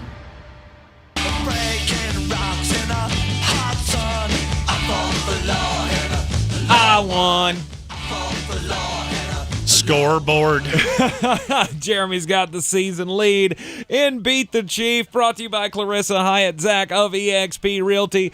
Go to clarissasellswnc.com. We do not have Asheville Police Chief David Zack in studio with us, but we have his picks, and we are picking every game against the spread as we do each and every week on a Football Friday here in the Ingles Studio.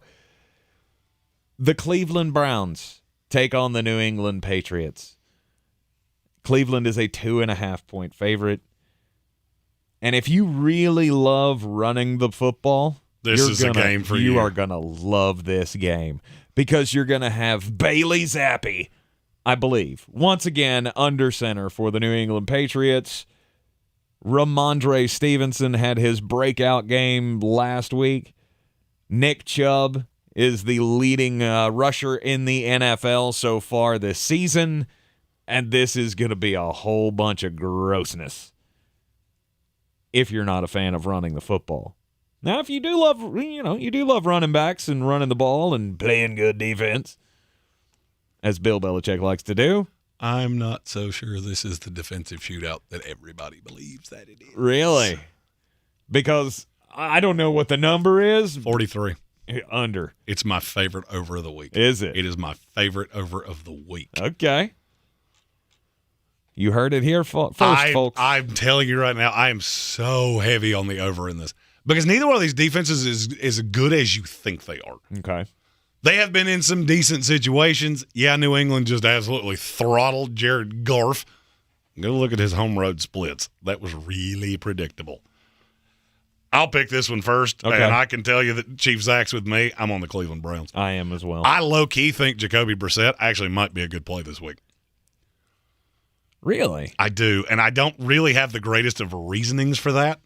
Well, it seemed to be there was there seems to be some growing connection between him and his receivers. Amari Cooper, we saw last week, get into the end zone, made a couple of plays during that game, look really good. David Njoku has been secretly one of the most steady tight end plays in fantasy football so far this year. There are more things to like in Cleveland than I thought there would be with Jacoby Brissett under center. The thing, what I keep staring at is how bad Christian Barmore has been and how bad the interior of this defense for New England has been. Mm-hmm. Nick Chubb is going to run down their throats. And that opens up things on the back end. And you're still not seeing as much of Jack Jones as I would like because he's very talented. I'm all over Cleveland this week. I like Cleveland as well. I'll take them minus to cover the 2.5 point spread against the New England Patriots. I don't like this Patriots team despite what they were able to do last week against Detroit. It shocked me. I'm sure it shocked a lot of people. You had the best offense in the league, statistically speaking, coming into that game, and they got completely shut out by the Patriots. Hunter L. in our YouTube comments asked, who is the public on in this game? If you just look at the spread, it's pretty even. It's when you get to the money line and figure out that way more tickets are on New England, and the money's pretty close, which means the sharps are aggressively going, all right, take the points out. I'm just taking Cleveland. Mm-hmm. So I can't tell you how this game's going to end, but I love the over, and I think the Browns are going to win. 28-21. 4. Okay. I'll say 28-24. All right. And winds up being one of those games that you look back on and go, how did two of the 5 highest scores in fantasy football come out of Cleveland and New England? Could happen. Ramondre Stevenson. Mm-hmm. If you don't watch our fantasy show, let me go ahead and tell you a name that's going to be said a whole bunch of times. Ramondre Stevenson. Cleveland minus the 2.5 across the board here on Beat the Chief. New York Jets take on the Green Bay Packers. It's my team. I reserve the right to pick last. Okay, he reserves the right to pick last. Awesome. There's something wrong in Green Bay. We talked about this on Monday of how I don't know if panic time is the right phrase to use for this team because you still have Aaron Rodgers. You still have the running game that you can lean on. I know we don't like the coach. I'm not saying it's panic button time, but it's getting close. It's getting close.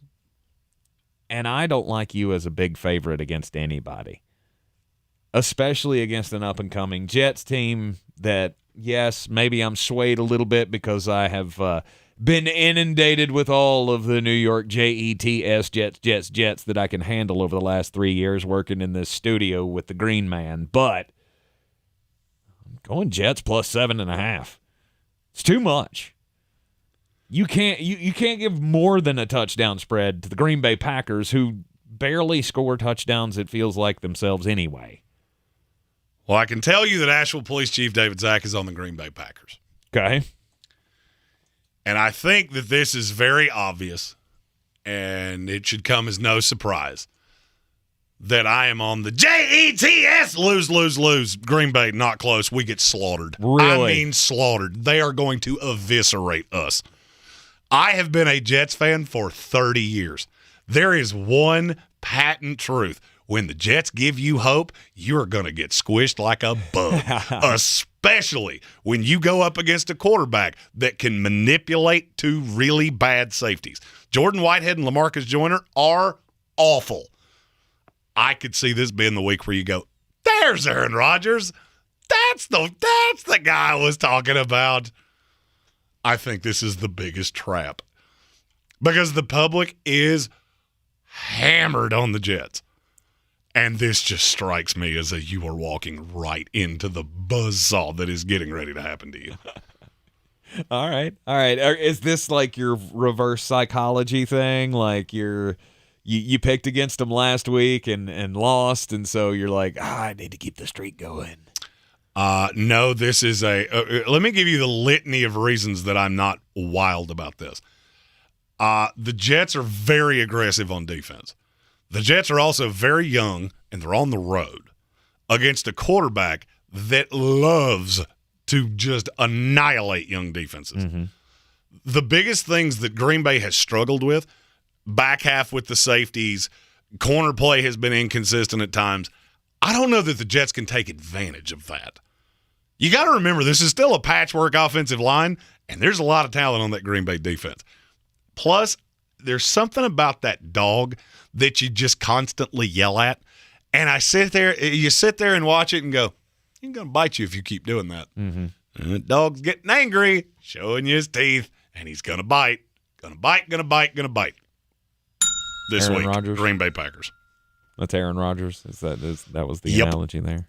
As soon as I heard him say, I'm getting real tired of hearing this talk about us losing this week, I went, uh-oh. Full Ralph Wiggum. I'm in danger. Yeah, 34-7. Really? I am killed. I don't think this game's ever close. Yeah, I love my team. Aaron Rodgers, plus it's going to be raining. I don't know if I'd mentioned that up until now. It's going to be raining and cold and gross. That's Aaron Rodgers weather. That's not Zach Wilson weather. That's not young rookies.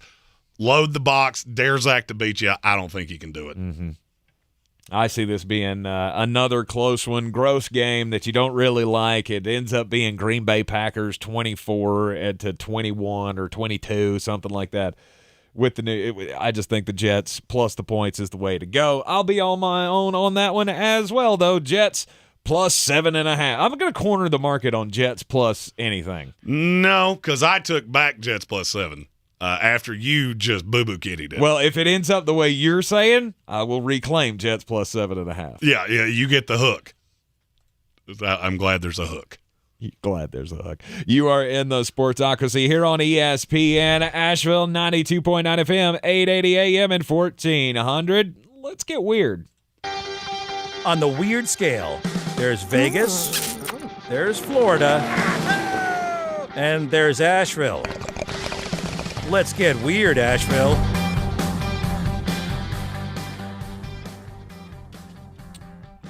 So there has been a change. There's been a shift in personal care, I guess we can call it. When you're talking about, we don't talk politics on this show, but we all know. Aside from the occasional one-liner. Right. But we all know the recent decision that came down from the Supreme Court that has had a big impact on women worldwide, or women nationwide, I guess, and Planned Parenthood. They have done some, they've done some reassessing on the big services that they provide out there, and one of the fastest growing sectors is for men. It's vasectomies.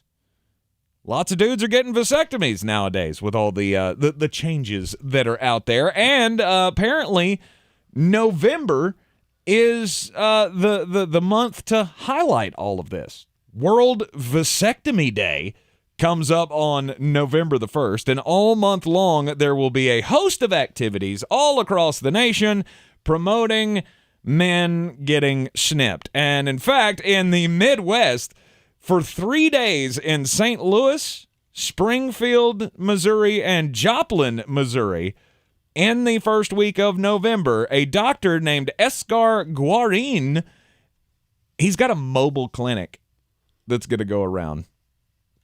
He is going to take a van around town and perform mobile vasectomies in the back of his van. Nope, certain things you don't do mobile. Yeah, I mean, I can't really get on board with this. However, I am very much on board with the vehicle that his friends have now dubbed the Nutcracker. Good for you guys. Good for you guys. Just a few things in life that don't need to be mobile. Yeah, vasectomies, prostate exams. I need this to be on steady ground, and I really would like you to have not had a drink in a couple days. Also, I had never heard of this World Vasectomy Day, and apparently November is there's going to be all these events for vasectomies. What is this? No Kid November? Well, I will tell you as a vasectomy survivor, it's the best $150 I ever spent. Survivor, okay. If Pat McAfee can say COVID survivor, I can say vasectomy survivor. England they had a weird thing happen earlier this week. There was a Vincent van Gogh display of some of his works. And two activists for a group that I'm not going to give the actually I am because it's kind of relevant to the story. Just Stop Oil. They went into this display, and two of their activists took a giant can of tomato soup and threw it all over a priceless Vincent van Gogh painting. They then proceeded to glue themselves to the wall. Now, would you care to take a stab at why they did this? They're big Andy Warhol fans. Nope. Oh. So they're wearing shirts that say Just Stop Oil. And their complaint is that we can't even afford to heat a tin of soup.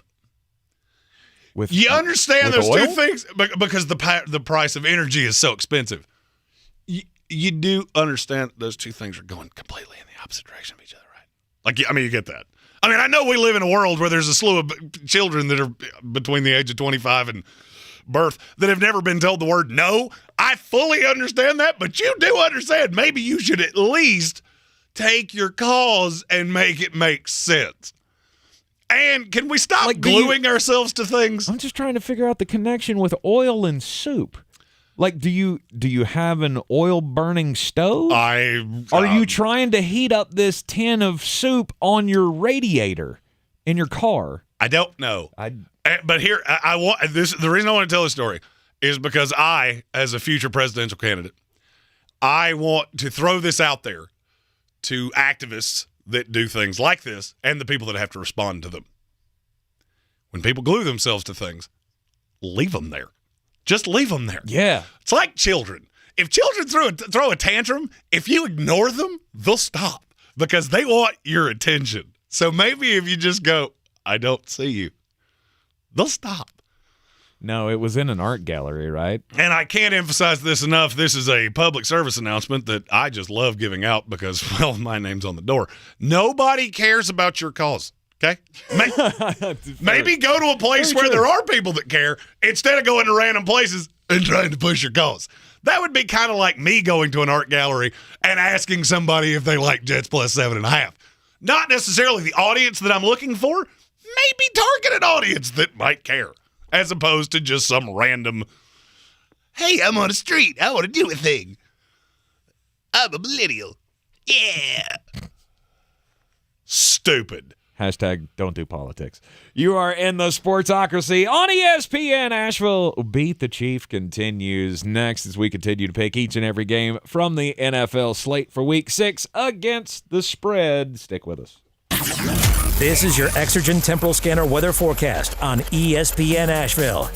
Pleasant fall weather ahead for the weekend with milder temperatures. Partly cloudy skies for us here tonight. Temperatures drop down into the low 40s. Mix of clouds and sunshine for us tomorrow. Temperatures tomorrow afternoon into the mid-70s with a light west breeze. Mix of clouds and sunshine Sunday mid-70s. Showers, even rumbles of thunder Sunday night. Much colder air due in for next week. I'm meteorologist Ken Boone from the Weather Channel. This is your time saver traffic on the new ESPN Asheville. Traffic stop and go 240 westbound between Tunnel Road and US 1923 exit 4A. 240 eastbound stop and go between Brevard Road and exit 3. 26 westbound stop and go west of Chimney Rock Road to the Blue Ridge Parkway. Again, 26 westbound, very busy between Bavard Road and I-40. 26 eastbound is stop and go between I-40 and the French Broad River. Future 26 eastbound slow between Riverside Drive and 240. 40 westbound delays between Patton Cove Road and Porter's Cove Road. 40 westbound again slow between Hendersonville Road and Bavard Road. And 40 westbound delays between the 26-240 split and Newfound Road. 40 eastbound stop and go between Hendersonville Road and Sweeten Creek Road. Smoky Park Highway northbound approaching Sand Hill Road is slow. Near Avery Creek, Bavard Road north and southbound, heavy delays between Long Shoals Road and the Blue Ridge Parkway. Sweeten Creek Road north and southbound approaching Mills Gap Road is slow. Hendersonville Road southbound slow between I-40 and the Blue Ridge Parkway. Hendersonville Road northbound stop and go near Fletcher approaching Fanning Bridge Road. I'm Lee Benfield with your Time Saver Traffic. This report is sponsored by eBay Motors. You might not have the biggest garage on the block, but with eBay Motors, there's 122 million parts right at your fingertips. Whatever you need, there's something that fits your vehicle. Air filters, tires, seat covers, and more. Get the right parts at the right prices. ebaymotors.com. Let's ride. You wash your hands, you brush your teeth, but what about the nose? How do you clean your nose? With Navage. Navage uses powered suction to pull saline in one nostril, around the back of the nose, and out the other nostril, flushing out allergens, mucus, and germs. And it's why cleaning your nose, the body's air filter, is the next evolution in daily personal hygiene. People try Navage for lots of reasons. Sinusitis, colds, allergies, snoring, things that make it hard to breathe through your nose. But over time, they find that cleaning their nose makes them feel better, a lot better. Over 3 million Navage users have written more than 100,000 reviews, averaging 4.7 stars, saying, "Best product I've ever used," and "Amazing, I love my Navage." Navage helps you breathe better, sleep deeper, and snore less, but the biggest payoff is improved health. Navage is good personal hygiene and can help you stay healthier. At Walmart, Walgreens, CVS, Rite Aid, Target, and online. Navage, N-A-V-A-G-E. Clean nose, healthy life.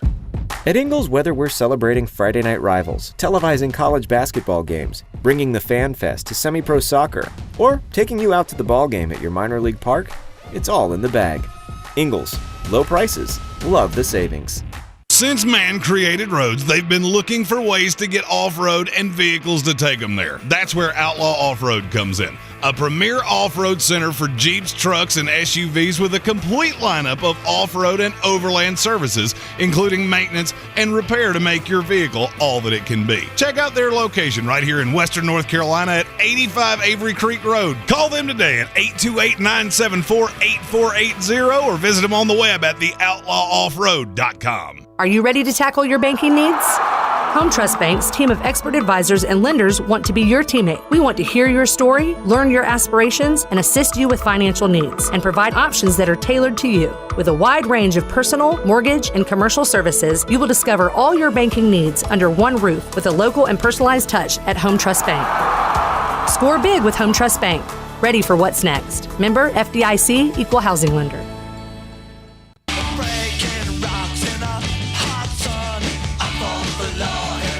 You know. Scoreboard. Back here in the Sportsocracy on ESPN Asheville, we got more of Jeremy's bangers coming up later on in the program. We will pick the college games of the weekend as well. And I'll tell you a dirty little secret about the rest of the bangers. There's no favorites left. No favorites left. That means they're all dogs, baby. Dogs. There you go. I was waiting for the bark. I knew the bark was coming. Me and Scott Van Pelt, one of us is going to have a bad week, and one of us is going to have a good week. We'll see who's who. We're both dog guys.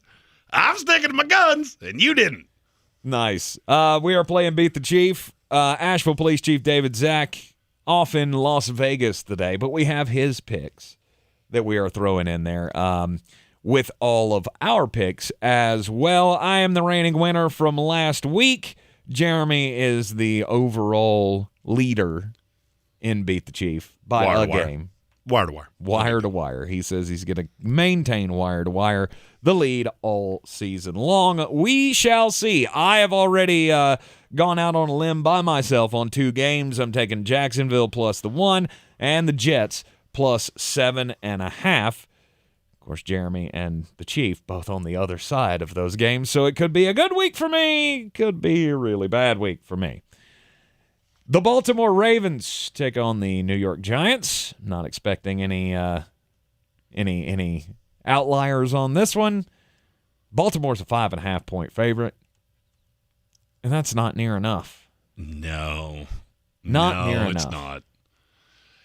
Look, the Giants have been a great story. At the end of the day, they only have one weapon that you're legitimately worried about. Saquon. Outside of that, there's nothing there. And I can't for the life of me figure out how they're supposed to stop Lamar Jackson. I know there's no Rashad Bateman, but I look at Mark Andrews as a high-end play this week. I could easily see this being the week J.K. Dobbins gets on track. This number just feels like it's baiting me, and the public is overwhelmingly on the Ravens. And this is one time that I think they're right. Mm-hmm. I don't see much of a path for the New York Giants to pull the shocker on this one. I don't like for them to keep it close. I like for Baltimore just to come in and play Baltimore's game, and the Giants will have no answer for it. I mean, the Giants have been a surprise all season long. No doubt, but you also got to remember this is a team coming off a week in London. Mm-hmm. I absolutely detest that you have the Green Bay and the Giants having to play this week. In the YouTube comments, it was said that teams coming off a London game the following week are 4-1 against the number. And I think this is where you're going to see the discrepancy between a very vet team in Green Bay that has a lot of vets peppered through the roster and a very young team in the Giants. That's a tough ask. When you have veterans, it makes that transition a little easier. I could see the Giants coming out and absolutely not looking like the same team that you've seen for 5 weeks. Mm-hmm. Plus, Baltimore's another one of those. They need this game much more than the Giants do. Oh, most definitely. Already sitting at 3-2 on the season. You just took a step forward with the gritty win against the Cincinnati Bengals last week. It's time to get the mojo going, and I think the Baltimore Ravens will do so. And I think they will win handily against the New York Giants this week. I do too. The Giants have been. It's definitely a great transformation for this team. I think this is a much better team than we thought. But you get into a John Harbaugh coach team, and you have one option. Mm-hmm. At some point, the fact that there's not a living, breathing receiver on this team is going to burn you. And I just think it's this week. Is the Chief with us on Baltimore minus the 5.5? He is. All right. Minnesota Vikings, Miami Dolphins. Well, I can tell you we have dissension on this because the Chief and I don't agree. Okay. So you go ahead, and we'll see whose side you're on. I look at both of these teams, and I go, there are things to like about both of them. But I can't get away from the Minnesota Vikings. I just can't.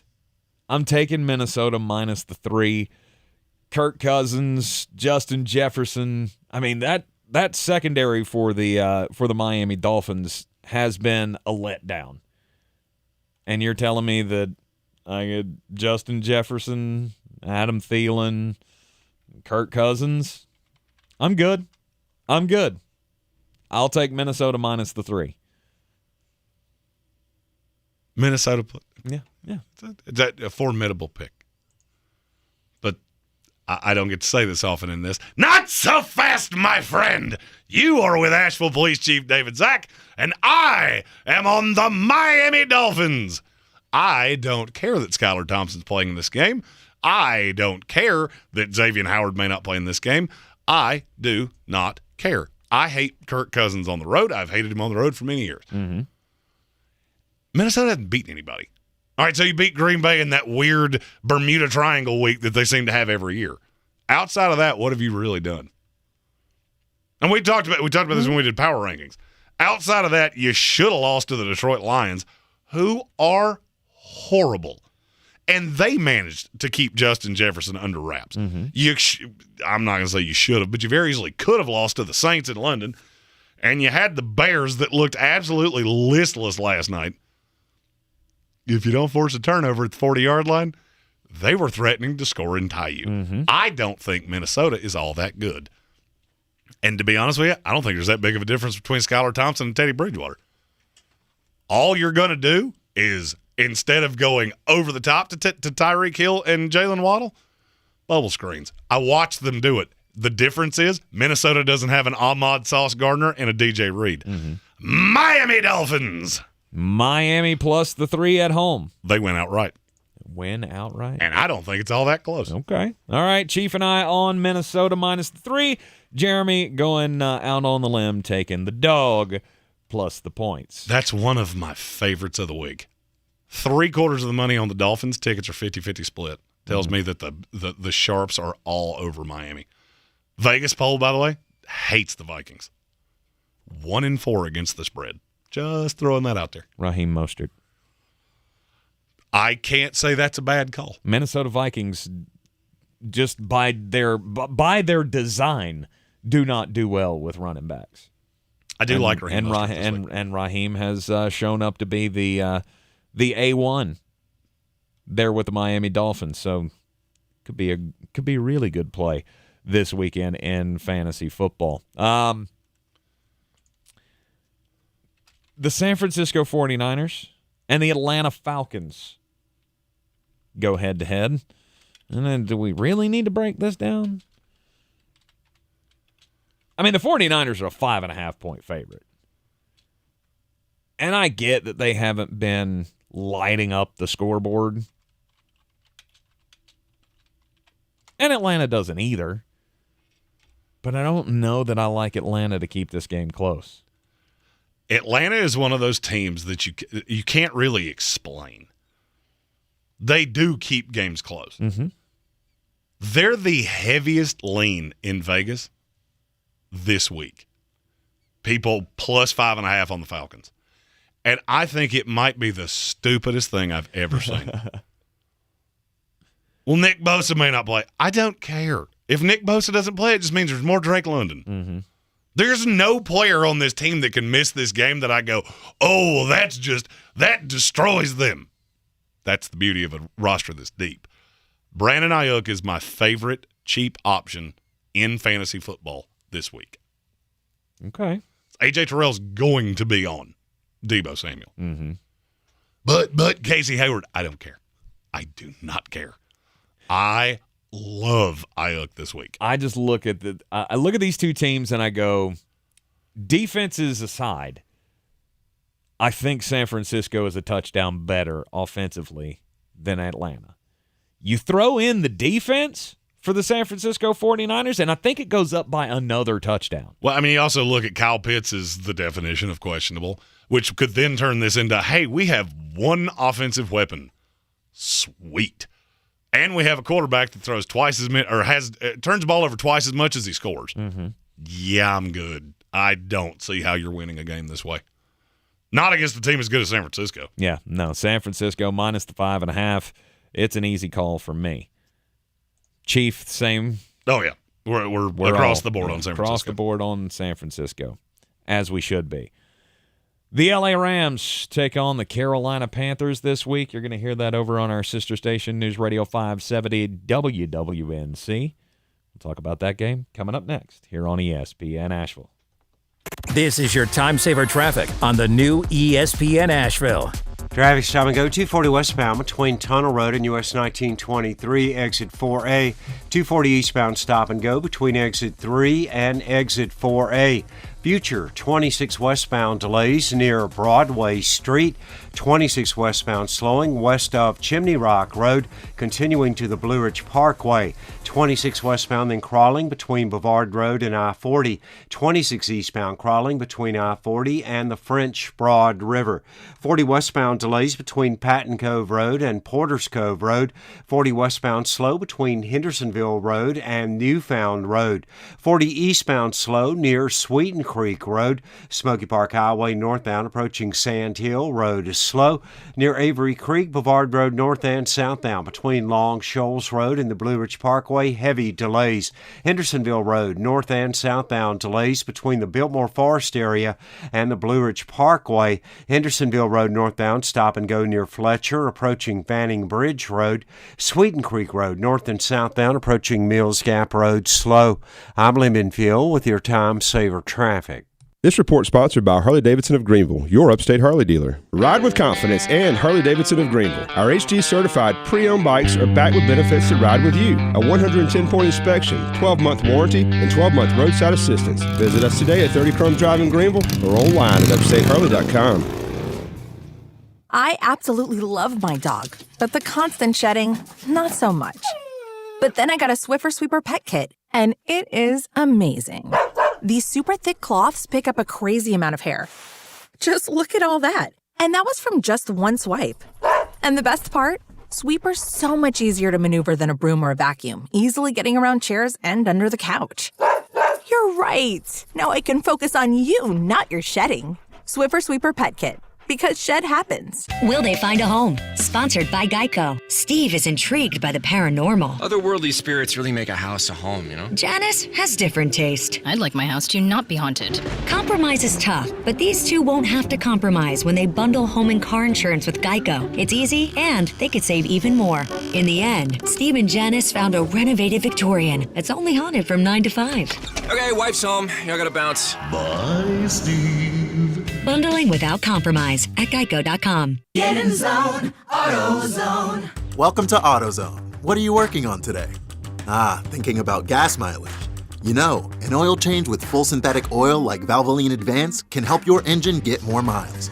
Right now, you can get 5 quarts with an STP Extended Life oil filter for only $36.99. Find your solution for better fuel efficiency today at any of our 6,200 stores or on AutoZone.com. Get in zone, AutoZone. Restrictions apply. The season we've all been waiting for is here. No, not that one. The season of the Big Orange Tent is underway in Western North Carolina. The area's largest selection of Halloween costumes, decorations, and accessories is at the Big Orange Tent at the Asheville Mall. Halloween Express is your one-stop shop for adult and child costumes, superheroes, horror icons, inflatable suits. You can find it all under the Big Orange Tent at the Asheville Mall. 10 to 8 Monday through Saturday, 12 to 6 on Sundays. I believe real estate isn't about properties. It's about people. I am Clarissa Marshall with eXp Realty, serving all of Western North Carolina. Navigating the home buying and selling journey can feel overwhelming at times, and that's why having an agent who cares about you and your needs is key. I'm a native of Western North Carolina, and I close over a home a week. I'm an expert in the market, pricing my sellers correctly to net you the most money, and working as a skilled negotiator for my buyers. Please give me a call today at 828-774-6343 to set up a complimentary market analysis. The coffee store closes on. Get them the money! Then when you get the money, you get the power. That watch costs more than your car. Then when you get the power, then you get the woman. Everybody knows that I'm the underdog guy. I love points. Almost as much as I love being right. But there's a very specific kind of dog that I really love. Oh, you didn't know?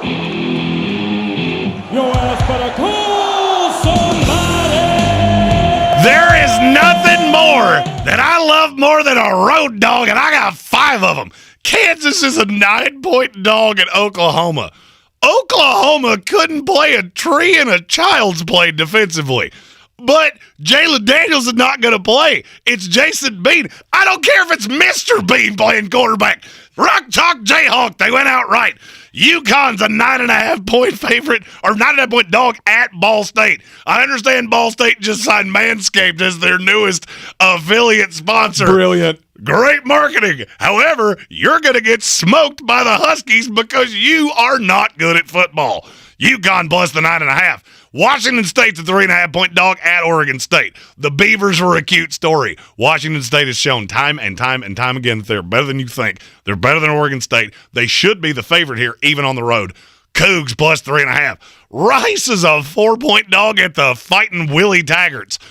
If you've listened to this show any period of time, You know my feelings about Willie Taggart, and there's a little bumbling rumor that maybe if he loses to Rice, he'll be fired. Well, personally, I won't lose any sleep over that. Not sure his players will either. Rice plus the 4. And finally, you know I'm all over USC making it to the college football playoff.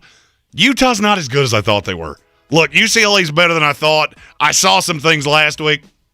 To beat USC, and I don't care where it is, you're going to have to outscore them, and they have some of the best turnover luck I've ever seen. Through 5 games, it's no longer luck. That's just who you are. You bend, don't break, force turnovers, and score 1 billion points.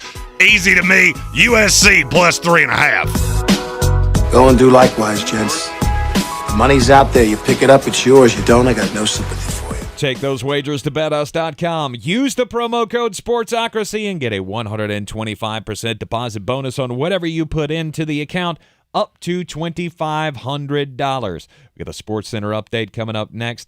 We still got a daily draft to do. We still have more NFL picks. We still have college picks here on a Football Friday.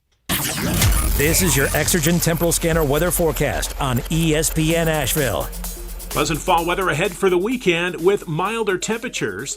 Partly cloudy skies for us here tonight. Temperatures drop down into low 40s. Mix of clouds and sunshine for us tomorrow. Temperatures tomorrow afternoon into the mid-70s with a light west breeze. Mix of clouds and sunshine Sunday mid-70s. Showers, even rumbles of thunder Sunday night. Much colder air due in for next week. I'm meteorologist Ken Boone from the Weather Channel. This is your time saver traffic on the new ESPN Asheville.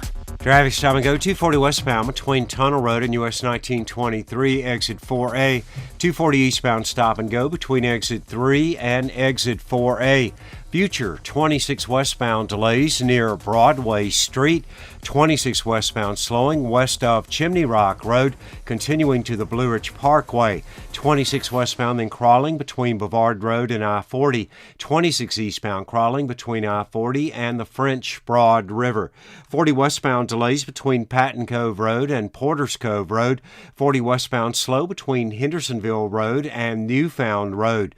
40 eastbound slow near Sweeten Creek Road. Smoky Park Highway northbound approaching Sand Hill Road is slow. This report is sponsored by Indeed.com. As the leaves change, leave the hiring to Indeed. Their all-in-one hiring platform helps you attract, interview, and hire candidates all from one place. And Indeed's interview tool lets you schedule and conduct virtual interviews right from their website. Visit Indeed.com/credit. This fall, find everything you love listening to on Audible. From memoirs and true crime to celebrities and sci-fi. Audible is the home of storytelling, audiobooks, podcasts, and originals. Sign up for a free 30-day trial at audible.com. From the Ingles Studios, this is ESPN Asheville, WPEK, W225CJ Fairview, WMXF Waynesville, and iHeart radio station. Is Sports Center. I'm Christine Lisi. Game 2 ALDS, the Guardians have just scored the go-ahead run in the top of the 10th inning on an Oscar Gonzalez RBI single off Jameson Taillon. Cleveland leading the Yankees 3-2, top 10. NLDS Game 3, Braves and Phillies scoreless, bottom 1. Hall of Fame reliever Bruce Sutter has died at the age of 69. He was recently diagnosed with cancer and died last night in hospice. NFL Bears quarterback Justin Fields venting after a third straight loss last night, said he's tired of almost being there, being this close.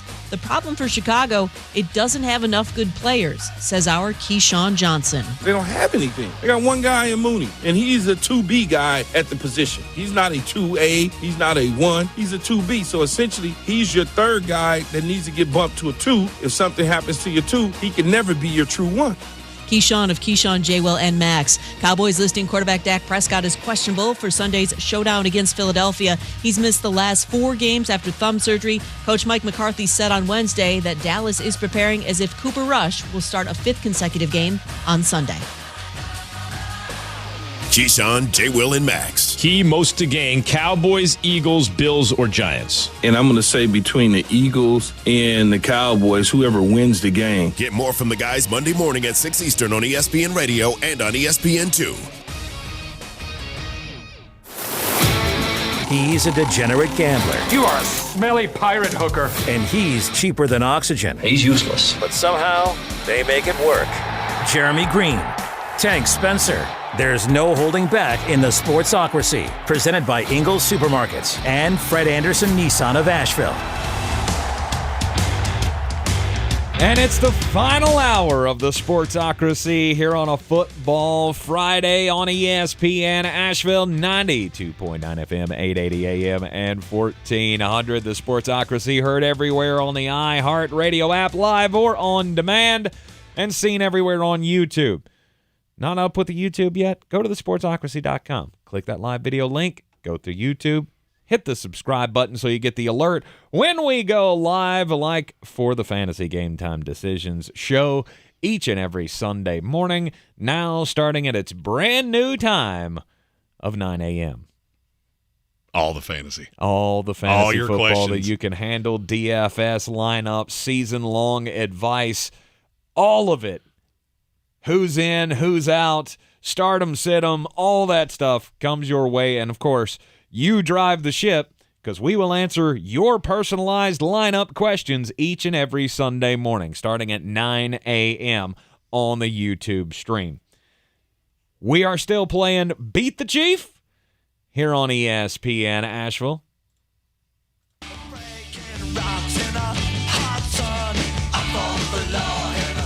Yes, I won. It was by a game. It wasn't by a lot. And I still behind Jeremy by one game through the first 5 weeks of the NFL season. But week 6 is where I can turn it all around. I don't like your chances. Yeah, I know you don't. You never like my chances, and you always say, you didn't mean to. I sure seem to not mean to a lot. Not really. Not really. 9-5 last week is the first 9-win game or 9-win week that any of us have had all season long. I went 9-5. Jeremy was 8-6. The Chief 7-7. Asheville Police Chief Zack not been able to join us in the studio this week. He is in Las Vegas at the moment. Apparently had a great time last night. And is a little worse for the wear for today. As you do in Vegas. Right. Well, I mean, you also got to remember 3 hours behind us. I know. I'm not casting aspersions here. If I went to Vegas, I would be probably dead because I'd do that dumb thing where I'm trying to drink with Jeremy, and that's never going to happen. Drinking with me is how you end up in the hospital.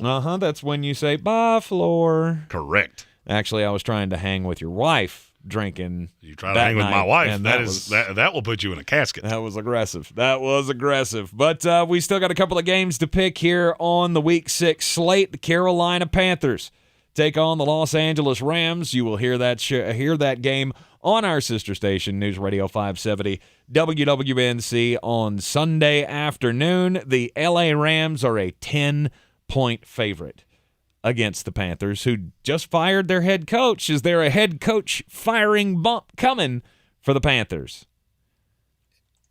I considered it until I saw that 93% of the money is on the Carolina Panthers.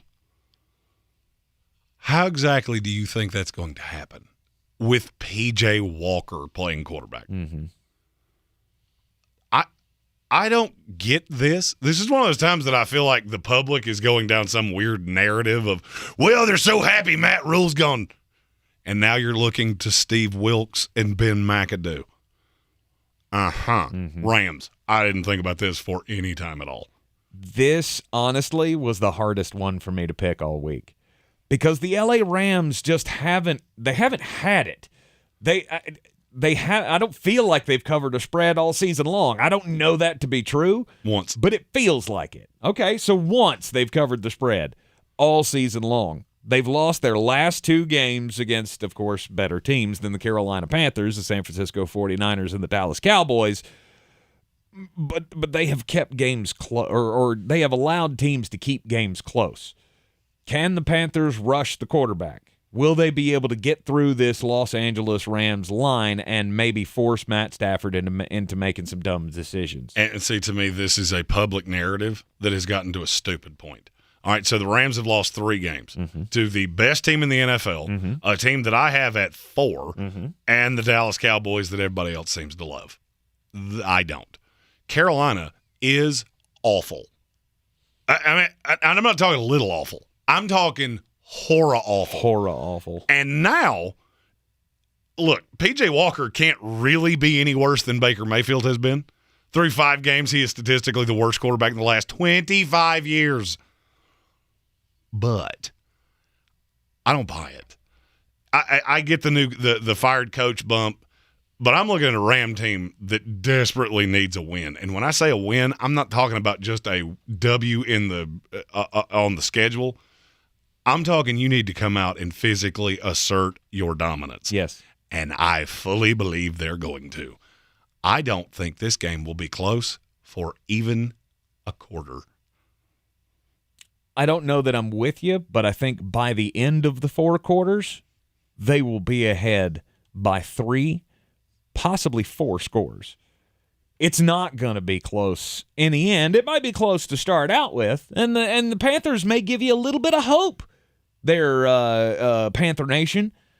But I don't see this panning out your way. Like Jeremy said, the LA Rams need to make some sort of a statement, and you come out and lay an egg against one of the worst teams in the NFL, that's going to be a major, major problem. I think Cooper Kupp could outscore the Carolina Panthers by himself. I tend to agree. So Mac ND in our comments said, so if Carolina manages to win this game, does that make Baker the problem or the coaches?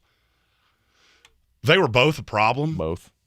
If they manage to win this game, and you mark my words, no one will talk about that you won it. It will all be that the Rams Of course it will be. It will all be about what is wrong with the LA Rams. Is it time to give up the Sean McVay thing? I mean, they're not going to talk about firing him or anything. I'm just saying it'll all be focused on how LA blew it and Carolina somehow came up with that would be the impetus to make the aggressive offer to OBJ or whatever it was Sean McVay said. Yep. But to me, that's just not going to happen. LA Rams minus the 10. Chiefs with us on that? Correct. All right. Seattle Seahawks and the Arizona Cardinals. We have dissension on this game, so I'll let you pick it first. Well, Seattle has been the surprise of the season. The Arizona Cardinals, not so much. I don't think there's anything that they've done this year that's made me go, ooh, A, that's a good team, and B, looks like they got something going there in Arizona. Seattle is playing at home. Geno Smith has been terribly efficient, and I don't see that changing against this Arizona Cardinals defense, and I think it's borderline stupid that the Seattle Seahawks are a dog at home. I'm taking Seattle plus the 2.5. This is one of the most closely wagered games of the weekend. And at the end of the day, I believe in Pete Carroll. I do not believe in Cliff Kingsbury. Mm-hmm. And this is on the road. This is a way better Seattle team than we thought. So you're coming back home. It's going to be loud because, like we said, you are better than you were expected to be. This just feels like a trap spot to Arizona. Arizona's the better team. Mm-hmm. They're more talented. Mm-hmm. I'm not sure that, and I said that poorly. They're the more talented team. I'm not sure they're the better team. And so I'm with you. I'm on the Seattle Seahawks plus the 2.5. I think they win outright. Mm-hmm. Geno Smith pressure has not been a problem for him. And so there's really no way to throw him off the way they have done this so far. And I cannot emphasize this enough. Kenny Walker is going to show you exactly how good he is. Mm-hmm. I agree. He is. He's. I'm hoping that he's going to be everything he was billed up to be. Seattle plus the 2.5. Chiefs on Arizona minus the 2.5. Correct. All right. So that is the Chiefs first out on a limb game. Poor timing for that to happen, in my opinion, but what do I know? The Buffalo Bills. Nobody circles the wagons like the Buffalo Bills. Are a 2.5-point favorite against the Kansas City Chiefs. This is going to be the game of the week. This should, without a doubt. I mean, this might be the game of the year. 4:25 start in Kansas City.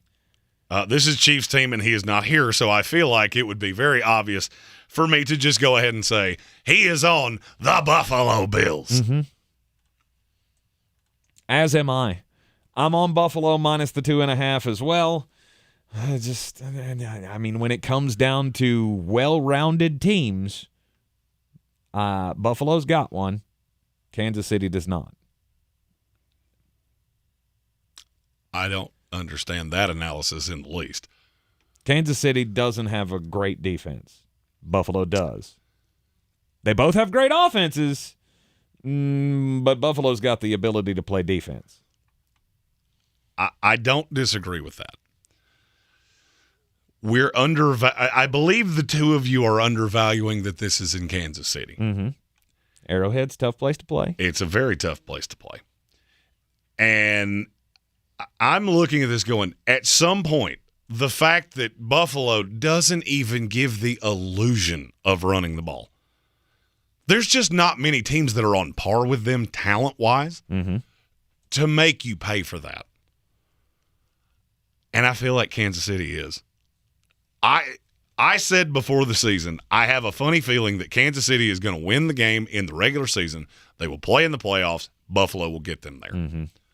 And I'm not backing off of that. Okay. I am on the Kansas City Chiefs. Kansas City Chiefs as a 2.5-point dog at home. It's never a bad thing to get points when you're at home. Tough place to play. Great head coach. Superstar magician quarterback. I get all of it. Jordan Poyer practicing full today. That does give me a good amount of hope that he's going to play this week. I'm just not sure that I care. I think you should care. I'm not saying it's actually in a game that will be this close. That could be the thing that swings the entire game. I'm just not dead sold on what's being trotted out there in the secondary for Buffalo. I think they're going to get better as the year goes along. This is beyond a shadow of a doubt the biggest test that you have had yet. Mm-hmm. And if you look down the schedule of what Buffalo has played and what is coming up, Baltimore gave them massive amounts of headache without a lot of weapons. Mm-hmm. Miami beat them in a game that they didn't deserve to. Miami didn't deserve to win that game by any stretch of the imagination. Every other game, you've had one weapon. This is the first time you're going to see a very well-balanced offense. And Andy Reid against Ken Dorsey. I love Dorsey. This is your first big spot, and I could see a weirdly timed turnover. I think this game's going to be fantastic. I do the too. fact it's not in prime time is dumb. But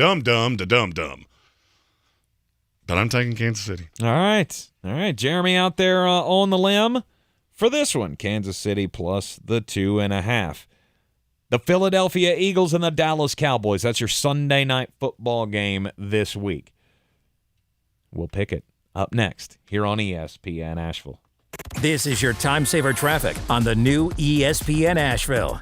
Traffic slowing 26 westbound west of Chimney Rock Road to the Blue Ridge Parkway. 26 westbound then crawling between Bavard Road and I-40. 26 eastbound crawling between I-40 and the French Broad River. 40 westbound is slow between Patton Cove Road and Porters Cove Road. 40 westbound again slow between Hendersonville Road and George's Branch Road. 40 west end eastbound near Newfound Road, heavy volume. 40 eastbound stop and go between Hendersonville Road and Sweeten Creek Road. Near Avery Creek, Boulevard Road north and southbound between Long Shoals Road and the Blue Ridge Parkway, heavy delays. Smoky Park Highway northbound stop and go approaching Sand Hill Road. Hendersonville Road southbound slow between I-40 and Overlook Road. Hendersonville Road northbound slow between Arden and Long Shoals Road. Sweeten Creek Road north and southbound approaching Mills Gap Road is slow. I'm Lyndon Field with your time saver traffic.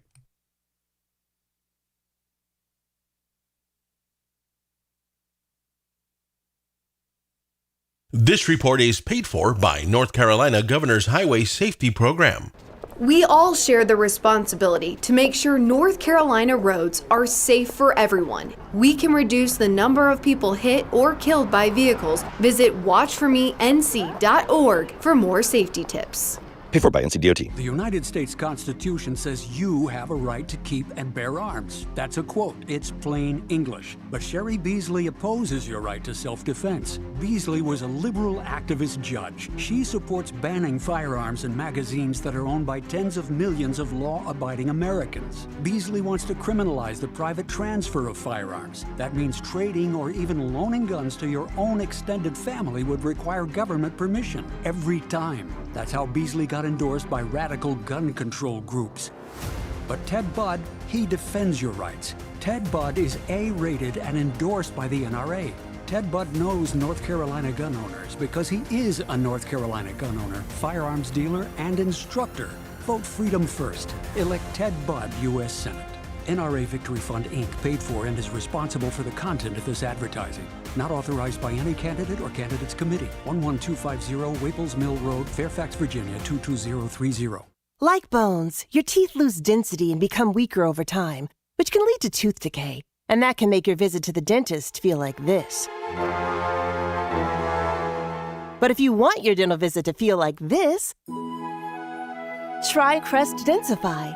Crest Densify actively rebuilds tooth density to extend the life of teeth by remineralizing enamel.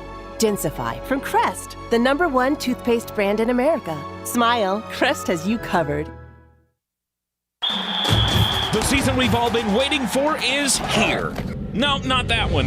The season of the Big Orange Tent is underway in Western North Carolina. The area's largest selection of Halloween costumes, decorations, and accessories is at the Big Orange Tent at the Asheville Mall. Halloween Express is your one-stop shop for adult and child costumes, superheroes, horror icons, inflatable suits. You can find it all under the Big Orange Tent at the Asheville Mall. 10 to 8 Monday through Saturday, 12 to 6 on Sundays. Are you ready to tackle your banking needs? Home Trust Bank's team of expert advisors and lenders want to be your teammate. We want to hear your story, learn your aspirations, and assist you with financial needs, and provide options that are tailored to you. With a wide range of personal, mortgage, and commercial services, you will discover all your banking needs under one roof with a local and personalized touch at Home Trust Bank. Score big with Home Trust Bank. Ready for what's next. Member FDIC, Equal Housing Lender.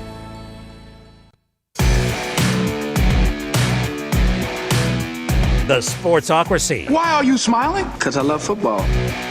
Back here on a Football Friday on ESPN Asheville, and we are continuing to wrap up here the Beat the Chief, brought to you by Clarissa Hyatt Zack of eXp Realty.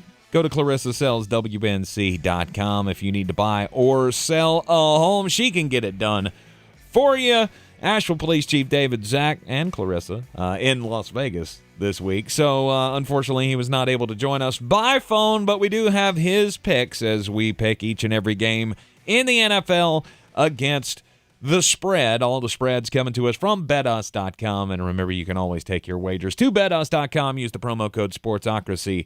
And when you make an account, you put your deposit in, they will give you a 125% deposit bonus on whatever you put in, up to $2,500 just for using our promo code Sportsocracy. And you can throw those at what might be a nice little parlay that's coming later in this here program. Yeah, we got bangers to end the show. All of the dogs coming your way at the end of the program from Flostradamus Jeremy Greene. The Philadelphia Eagles take on the Dallas Cowboys on Sunday Night Football.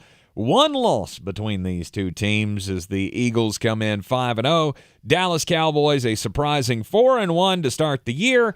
Cooper Rush going to be under center again for the Dallas Cowboys. Dak Prescott not ready to make his comeback from the injury. And everybody's wondering, can Dallas do it? Can Dallas put enough pressure on Jalen Hurts where it will befuddle him? And they'll be able to come out with a win here and take the advantage in the NFC East. I am here to tell you, I'm not a betting man, but this is a bet your house game for me. There's no shot, I think, that Dallas stays close in this one. Philadelphia's a 6.5-point favorite, and to me, this should be a double-digit spread at minimum. What's that line I love saying? When you hear hoofbeats, it makes a lot more sense to assume horses than zebras. Mm-hmm.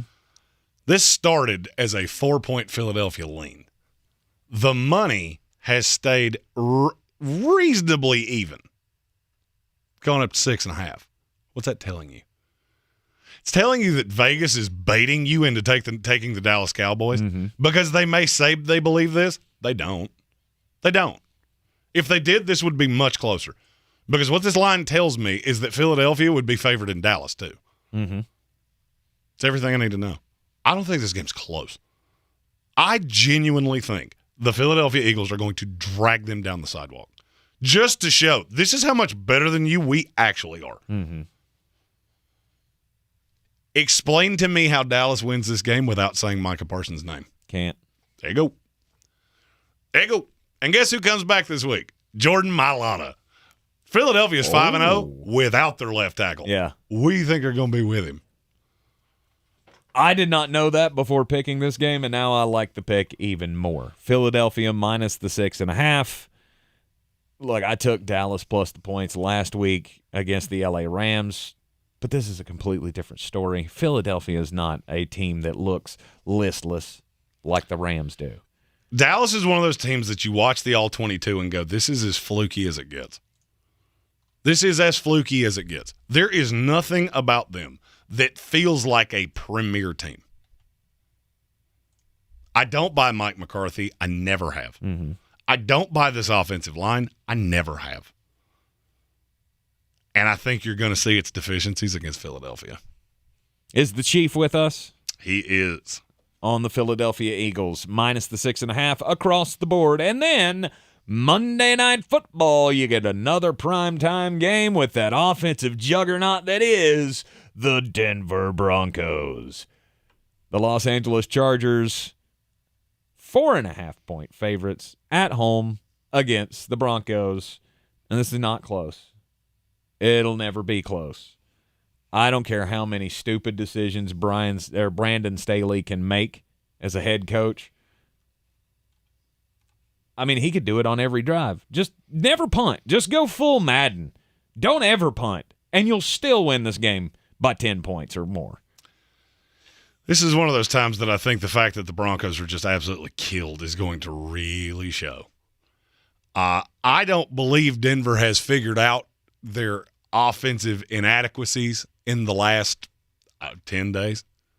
Chargers are a better team. Khalil Mack is going to be an absolute havoc in this backfield with no Garrett Bowles. There's just not a lot that I can hang my hat on with Denver. The running game has been inconsistent. Russ seems to lock in on one receiver a week, and at some point, the accumulation of talent for the Chargers has to bear itself out. And this is the week it's going to happen. This is a primetime spot. By the way, can we stop with Denver in primetime? I mean, I get that. Russ, Russ, Denver's going to be so much better. They will have officially played more games in primetime than they played in not primetime. Stop that. Denver's not good. Go, Chargers, go!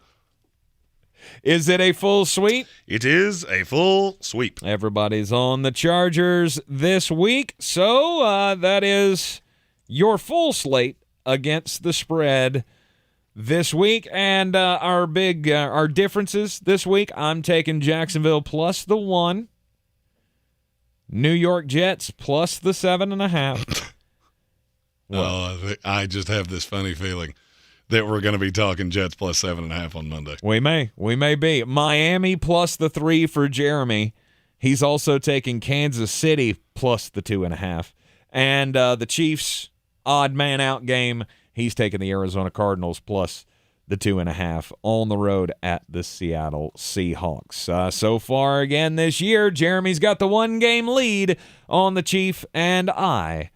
And we shall see who comes out the victor later on. I'm feeling like a winner these days because I have lost 90 pounds, more than 90 pounds with the PhD weight loss program. I've never had a weight loss program give me the kind of results that PhD has given me. I've lost here and there and then usually just gain it all back, and it's always the same cycle over and over and over again. But those programs never gave me the support system that PhD gives me. My health coaches are the greatest in the world. Every time I walk in that place, it's always, I mean, I feel like the guy on Cheers. You walk in the door and everybody's like, "Hey, Tank's here." They're excited to see me. They're excited about my progress. They keep me motivated to keep going. And again, more than 90 pounds down. I'm doing things nowadays that I couldn't do just a year ago. Unlike Tank, I had never actually tried a diet program. I'd never had to. I'd always been a little doughy, but I was never all that big. Well, about a year ago, that changed. Fast food and poor decisions had caught up to me, and I'd gotten a little hefty. Just under a year on this program, I'm back to my high school weight. I'm wearing extra large clothes again. It's all thanks to the program. Playing a PhD weight loss. PhD can give you the answer to your weight loss problem. Because, yes, it is a problem. If you continually go on fad diet after fad diet and don't see any progress and especially lasting results, then you got a weight loss problem. Cure it with PhD Weight Loss. Go to myphdweightloss.com. All right, Jeremy, we ready to go to the college ranks to pick some games this weekend? Normally, we would have... Keenan Nesbitt with the Buncombe County Sheriff's Office in here with us. He got called away on on unofficial business, so we will pick the games anyway. Michigan takes on Penn State. It's a noon kickoff. Number 5 Michigan against number 10 Penn State. This has upset game written all over it to me. Okay. Penn State runs the ball really well. Mm-hmm. They have 2 young running backs that are very, very good. If this was in Happy Valley, I would be all in on the upset. But it's not. I'm begrudgingly taking Michigan. But, man, I don't want to. You don't want to. The fact that this is in the big house, to me, gives Michigan the advantage. So I'm on Michigan as well. Ton of money on Penn State. Mm-hmm. Ton of money on Penn State. 80% of the money line money is on Penn State to win this game outright. Better coach, better quarterback, and I'm at home. I don't know that I agree with you on better coach. Really? I don't. You think James Franklin's better? In game, I like James Franklin a lot. The problem with him is that they've always seemed to have a lack of talent. Man, I want to take Penn State so bad. I'm not going to, but I want to bad. You're not gonna. We've got game day in our region again. Tennessee hosts Alabama. It's number 6 against number 3. I don't want to call this a rivalry game, but now that it's 100%. But now that they're so close in the rankings, I mean, yes, it's a rivalry game, but third. Your derision of Tennessee is really confounding to me. Why? Because you make them sound like Nebraska, where they've just been god awful. No, they haven't been a premium team, but 8 hasn't been that long. Mm-hmm. B, they've always recruited well. They just had a series of god awful coaches. Yeah, Jeremy Pruitt. Mm-hmm. Butch. I can't remember. The last name's eluding me. Butch Jones. God, he was awful. Yeah. It's been 11 in a row. You know that, right? I do. Okay. That's not a rivalry. I hate when you say stupid things like that. Florida State beat Miami and Florida at least 7 out of 8 years. Was that not a rivalry? And they did it multiple times. Mm-hmm. It's a bad time in the rivalry. Mm-hmm. It doesn't change the rivalry. Okay.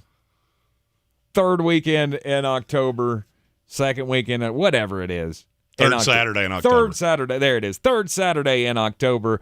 Bama and Tennessee. We'll pick the game in just a little bit here on ESPN Asheville. But first, let's do the most important message of the day. And that message, Jeremy Greene, is... Don't do crimes! Indeed. Do not do crimes. And, you never want to be that person, or in this case, the couple of people, that get into trouble at Walmart. Because, I mean, of course, there was a fracas at a Walmart. This came to us from Murfreesboro, Tennessee on Monday, where two young women... Murfreesboro. Mm-hmm. Not only do I love the cut of your jib, I love the name of your town. Where two young women, one age 17, one age 18, they got stopped at the Walmart for suspicion of shoplifting. So they bought stuff. They bought like produce and groceries and things. But they got stopped by the loss prevention group because they had hidden away almost $700 worth of clothing. Think about Walmart prices. That's a lot of clothing. I don't know where you would have had to have hidden it for you to try to get away with this, but nonetheless, that's what they say they did. So when they stopped them trying to go out of the store, 17, 18-year-old women did what 17, 18-year-old women do. Deny, and then cause a massive scene. These girls started throwing wine bottles at the staff, and then when police showed up, they started throwing Halloween cookies at the cops. I don't feel like that's a good path for you to go down. You never want to, because that is considered assault. They were arrested for resisting arrest. The police department says officers restrained the women by using soft, open-handed techniques, placing them on the floor and cuffing her. And one's 18, one's 17, both facing many, many charges. And what would you want to bet? Drugs were involved. Julio Jones' home in the Atlanta area was robbed on Tuesday. Very unfortunate. Obviously, he's out of town because he doesn't play for the Falcons anymore. But he has a very good security system. So the cameras caught the person that did this, which gave them a very good physical description. According to the police report, clothing, jewelry, NFL apparel, a watch, and a pair of Nike shoes were missing from the residence. Obviously, that means the burglar burgled them. So the report comes out next day. There's a description. This guy robbed Julio Jones' house. Well, later in the day, police officers see someone that matches this description, and they stop. And they very quickly realize that this was the man that had burgled Mr. Jones' residence because he was wearing one of his sweatshirts and a pair of his shoes. So this was like one of his team sweatshirts that has name on it or something? Correct. Oh, my gosh. Wasn't that hard to figure out. You're the guy that's Julio's. Yeah. He was charged with 2 counts of first-degree burglary and is being detained without bail. Just stupid criminals. First of all, you steal clothes from an NFL player's house. So you're facing first-degree burglary for a sweatshirt? That doesn't really seem to be smart crimes to me. No. And then you wear it. Stupid criminals will never cease to amaze me. No. Don't do crimes. You are in the Sportsocracy here on ESPN. Asheville will continue to pick the college games of the week coming up next. This is your Exergen Temporal Scanner weather forecast on ESPN Asheville. Pleasant fall weather ahead for the weekend with milder temperatures. Partly cloudy skies for us here tonight. Temperatures drop down into low 40s. Mix of clouds and sunshine for us tomorrow. Temperatures tomorrow afternoon into the mid-70s with a light west breeze. Mix of clouds and sunshine Sunday mid-70s. Showers, even rumbles of thunder Sunday night. Much colder air due in for next week. I'm meteorologist Ken Boone from the Weather Channel. This is your time saver traffic on the new ESPN Asheville. Traffic slow, 240 westbound between Tunnel Road and Montford Avenue, 240 eastbound slow between exit 3 and exit 4A, 26 westbound slows west of Chimney Rock Road to the Blue Ridge Parkway, 26 westbound crawling between Brevard Road and I-40, 26 eastbound crawling between I-40 and Brevard Road. 40 westbound near Porter's Cove Road is slow. 40 westbound again, heavy delays between Hendersonville Road and George's Branch Road. 40 westbound near Newfound Road, delays. 40 eastbound slow between Sweeten Creek Road and the Charlotte Highway. Sweeten Creek Road, north and southbound, approaching Mills Gap Road is slow. Hendersonville Road, southbound, slow between Biltmore Forest and Overlook Road. Hendersonville Road, northbound, stop and go near Fletcher, approaching Fanning Bridge Road. Near Avery Creek, Boulevard Road, north and southbound, between Long Shoals Road and the Blue Ridge Parkway, delays. Merriman Avenue, north and southbound, near Edgewood Road is slow. I'm Lee Minfield with your Time Saver traffic. This report is sponsored by KFC. Presented by Kentucky Fried Chicken's $6 two-piece drum and thigh combo. For just $6, you get 2 pieces of juicy chicken, creamy mashed potatoes, a flaky biscuit, and a medium-iced cold drink. Order Kentucky Fried Chicken's new $6 two-piece combo now on the KFC app or at KFC.com. That's finger-licking good. It's midterm season. MSNBC has the in-depth coverage and analysis to give you a greater understanding of the races, the results, and what it all means for the future of our country. Watch coverage of the 2022 midterms on MSNBC. Be the one. Stepping through a tackle and stepping to the end zone. It is pouring points in Chapel Hill. Holy cow, Carolina's going to win. Light that bell tower blue. The Heels renew their rivalry with Duke in the battle for the Victory Bell. Pre-game coverage starts at 7, kickoff at 8. Right here on your home for Carolina football.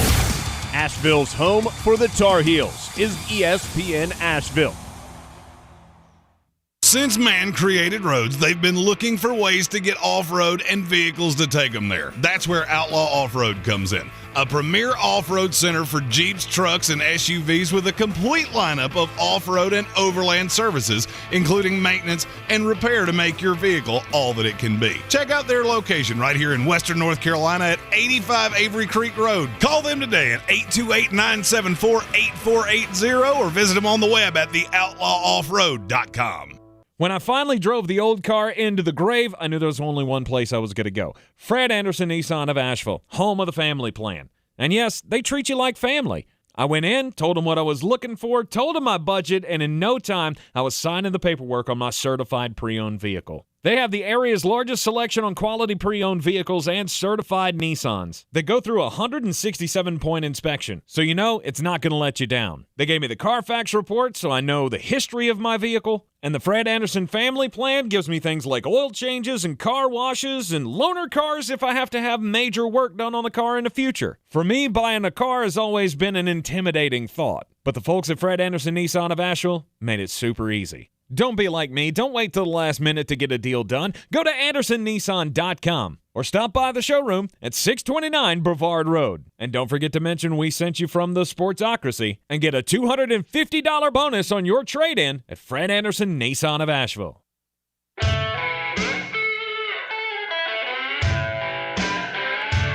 The Sportsocracy. Pull up your pants, take off the bra, and be a man!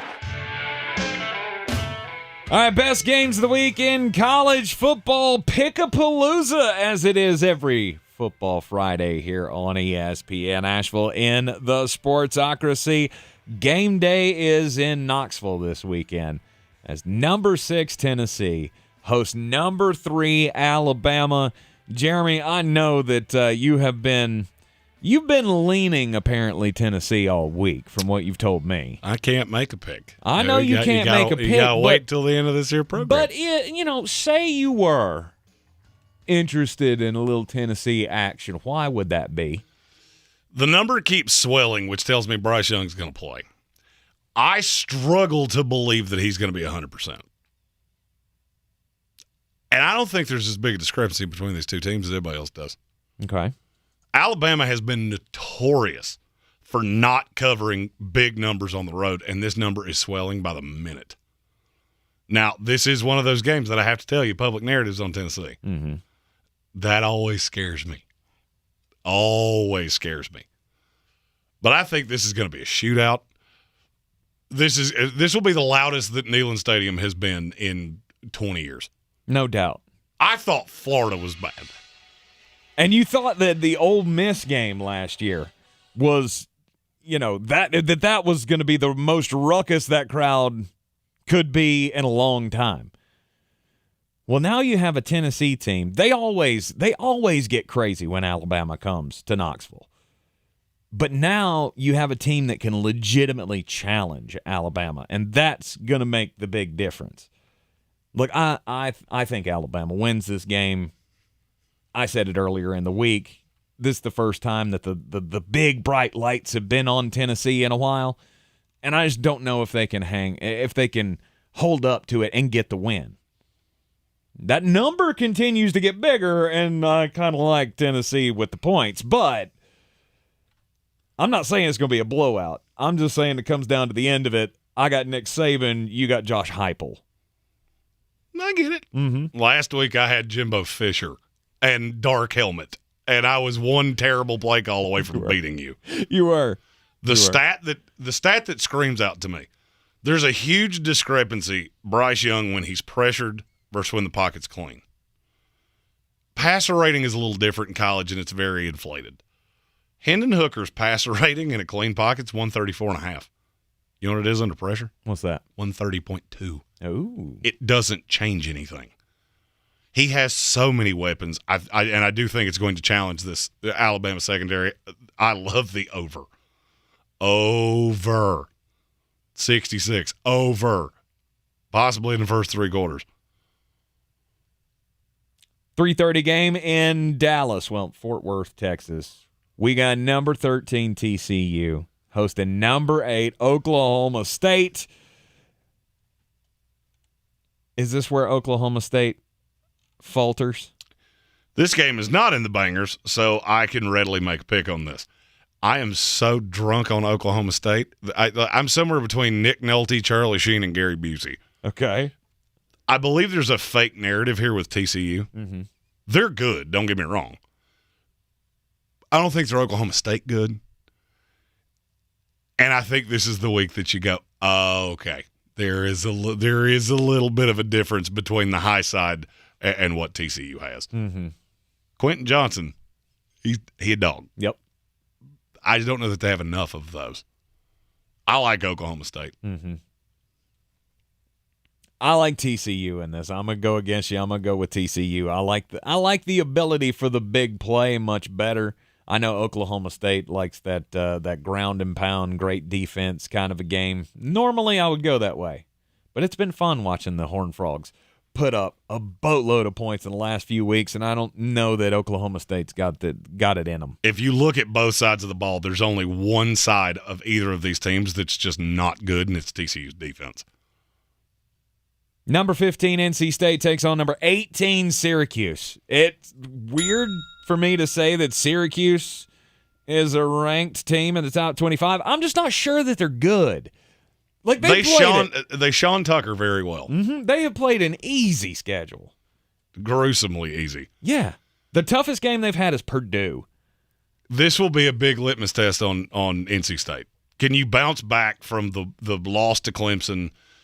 I understand you were kind of gifted a game from Florida State because in the second half the offense just died. But that also had something to do with your defense. Mm-hmm. Patrick Holt, this one's for you. Puppy fingers. I can't go puppy fingers. Every time I say that, they don't cover. NC State, I think they will win this game, and everybody will come crashing back down to earth on Syracuse. They're not this good. They're not a top 25 team. I'm not saying they're bad, but they're not top 25, I don't think. Number 4, Clemson, taking on your Florida State Seminoles. It's Clemson, and it's not close. Oh, this game will be markedly closer than people think. Florida State is – this is one of those times that one of two things is happening. Either somebody knows something I don't, or Vegas is baiting you into buying Florida State at home. Look, they should have beaten NC State last week. There's really no excuse that you didn't outside of Mike Norvell. Mm-hmm. I want to see – can Clemson, the super talented defense, this is a week that you should be able to impose your will, and that will be the determining factor in this game. Where people are – the reason this number is so small is because people don't think that DJ Uiagalelei can shoot out with Jordan Travis. The Florida State offense is really good. Another top 25 game in the SEC. Number 16, Mississippi State. Number 22, Kentucky. We've been underselling Mississippi State all season long. Kentucky, I mean, I hate to call it disappointing, but it has been. Will Levis comes back this week. I'm taking Kentucky. Will Levis just makes them a different team. Well, I mean, Mississippi State deserves their flowers. Will Rogers is the least heralded good quarterback in America. Mm-hmm. Number 7 USC against number 20 Utah. I already gave that one. That one's easy. I think USC is going to boat race them. I think Utah is not as good as people make them out to be. Mm-hmm. I think Utah can keep it respectable, but respectable is still a 10-point spread in my book. Against that USC offense, I think that's respectable. I would agree. And USC has had a couple weeks here where they haven't been as prolific offensively, which has led to a lot of people to start questioning them. They've kind of stagnated in the poll because none of these games have been overly impressive, but you keep winning. Mm-hmm. And here's another thing to really think about. This is the last game they play that they could lose for a month and a half. Mm-hmm. So this has been circled very aggressively with a red Sharpie. He's a circle. Yeah, you're going to see I think you're going to see the best of USC here. Yep, and you're also going to see the best of the North Carolina Tar Heels offense in the nightcapper. For me, anyway, on Saturday, it is going to be the battle for the victory bell. Carolina at Duke. Mac Brown does not lose to the Duke Blue Devils. I don't think – I mean, as improved as the Duke defense is this year, I don't think they can hang. I don't think they can stop Drake May. All those tight ends, the running backs, the wide receiver, I think this will be another one of those one of those examples of my high-flying offense can outrun anything you can bring at me. I got Carolina convincingly in the battle for the victory bell. Do you disagree with anything I just said? Guess you got to stick around and find out. All right, we got bangers coming up next here on ESPN Asheville on a Football Friday. This is your time saver traffic on the new ESPN Asheville. Traffic slow, 240 westbound between Tunnel Road and Montford Avenue. 240 west and eastbound on the Captain Jeff Bowen Bridge. Traffic very busy. 26 westbound is stop and go between Hendersonville Road and the Blue Ridge Parkway. 26 westbound crawling between Bavard Road and I-40. 26 eastbound is stop and go between I-40 and Bavard Road. 40 westbound slow between Hendersonville Road and George's Branch Road. 40 westbound near Newfound Road, delays. 40 eastbound light delays between Sweeten Creek Road and the Charlotte Highway. Merriman Avenue north and southbound near Edgewood Road, delays.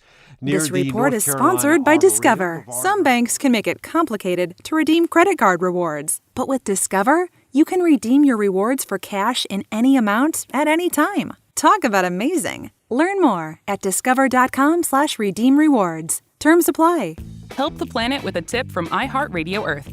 Water heating can account for up to 25% of the energy consumed in your home. Save money and energy and improve the comfort of your home by turning down the temperature of your water heater from 140 to 120 degrees Fahrenheit. It can save you up to 22% on your energy bill annually. Brought to you by iHeartRadio Earth and the National Environmental Education Foundation. To find more tips for smarter, sustainable living, or to take action in your own community, go to iHeartRadio.com/Earth.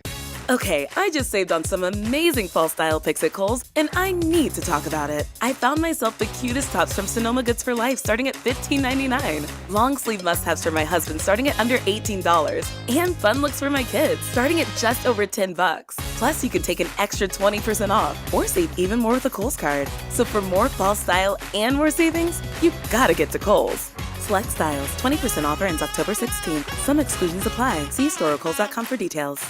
I believe real estate isn't about properties. It's about people. I am Clarissa Marshall with eXp Realty, serving all of Western North Carolina. Navigating the home buying and selling journey can feel overwhelming at times, and that's why having an agent who cares about you and your needs is key. I'm a native of Western North Carolina, and I close over a home a week. I'm an expert in the market, pricing my sellers correctly to net you the most money, and working as a skilled negotiator for my buyers. Please give me a call today at 828-774-6343 to set up a complimentary market analysis. The season we've all been waiting for is here. No, not that one. The season of the Big Orange Tent is underway in Western North Carolina. The area's largest selection of Halloween costumes, decorations, and accessories is at the Big Orange Tent at the Asheville Mall. Halloween Express is your one-stop shop for adult and child costumes, superheroes, horror icons, inflatable suits. You can find it all under the Big Orange Tent at the Asheville Mall. 10 to 8 Monday through Saturday, 12 to 6 on Sundays. At Ingles, whether we're celebrating Friday night rivals, televising college basketball games, bringing the Fan Fest to semi-pro soccer, or taking you out to the ball game at your minor league park, it's all in the bag. Ingles, low prices, love the savings. Are you ready to tackle your banking needs? Home Trust Bank's team of expert advisors and lenders want to be your teammate. We want to hear your story, learn your aspirations, and assist you with financial needs, and provide options that are tailored to you. With a wide range of personal, mortgage, and commercial services, you will discover all your banking needs under one roof with a local and personalized touch at Home Trust Bank. Score big with Home Trust Bank. Ready for what's next. Member FDIC, Equal Housing Lender. Coffee store closes on. Get them the money. Then when you get the money, you get the power. That watch costs more than your car. Then when you get the power, then you get the woman. It's my favorite time of the week. These are the premium bangers, and they're always my favorite kind. Underdog, underdog, underdog, underdog. Speed of lightning! Roar of thunder! The Kentucky Wildcats are a 4-point dog against Mississippi State. Will Levis makes this team exponentially better. This kid's been talked about as the number 1 pick in the draft. He doesn't get a whole lot of chances to show how good he is. This is one. Wildcats plus the 4. They went out right. Duke is a 7.5-point dog against North Carolina. It's at Duke. They're still not getting the respect they deserve. I'm not telling you this team's great. I'm not telling you they can score with North Carolina. Defensively, they're better than you think. They just tend to keep games close. As soon as this went to 7 in the hook, Duke became one of my favorite picks of the week. I think it's a 7-point game. Give me Duke plus 7.5. NC State's a 3.5-point dog at Syracuse. I can't say that without laughing. No matter how many times I've said it this week, I cannot say that without laughing. I understand it was ugly last week. Devin Leary got knocked out. I think he's going to play this week. Even if he doesn't, I don't really care. NC State is markedly more talented. I get that it's on the road. I get that Syracuse has been good. They're very much a one-man band because Sean Tucker is exactly what they do. Quarterback has been otherworldly efficient. I think that stops this week. NC State plus the 3.5. The big dog has eaten all year long, and I got 2 of them. Penn State's a 7-point dog at Michigan. It's a field goal game. Nick Singleton's going to have a great week. The running game of Penn State. Let the clock roll. Keep your defense off the field. That's the secret to beating Michigan. I don't think they pull the upset, but they come close. Penn State plus the 7. And the one I've been teasing all week long.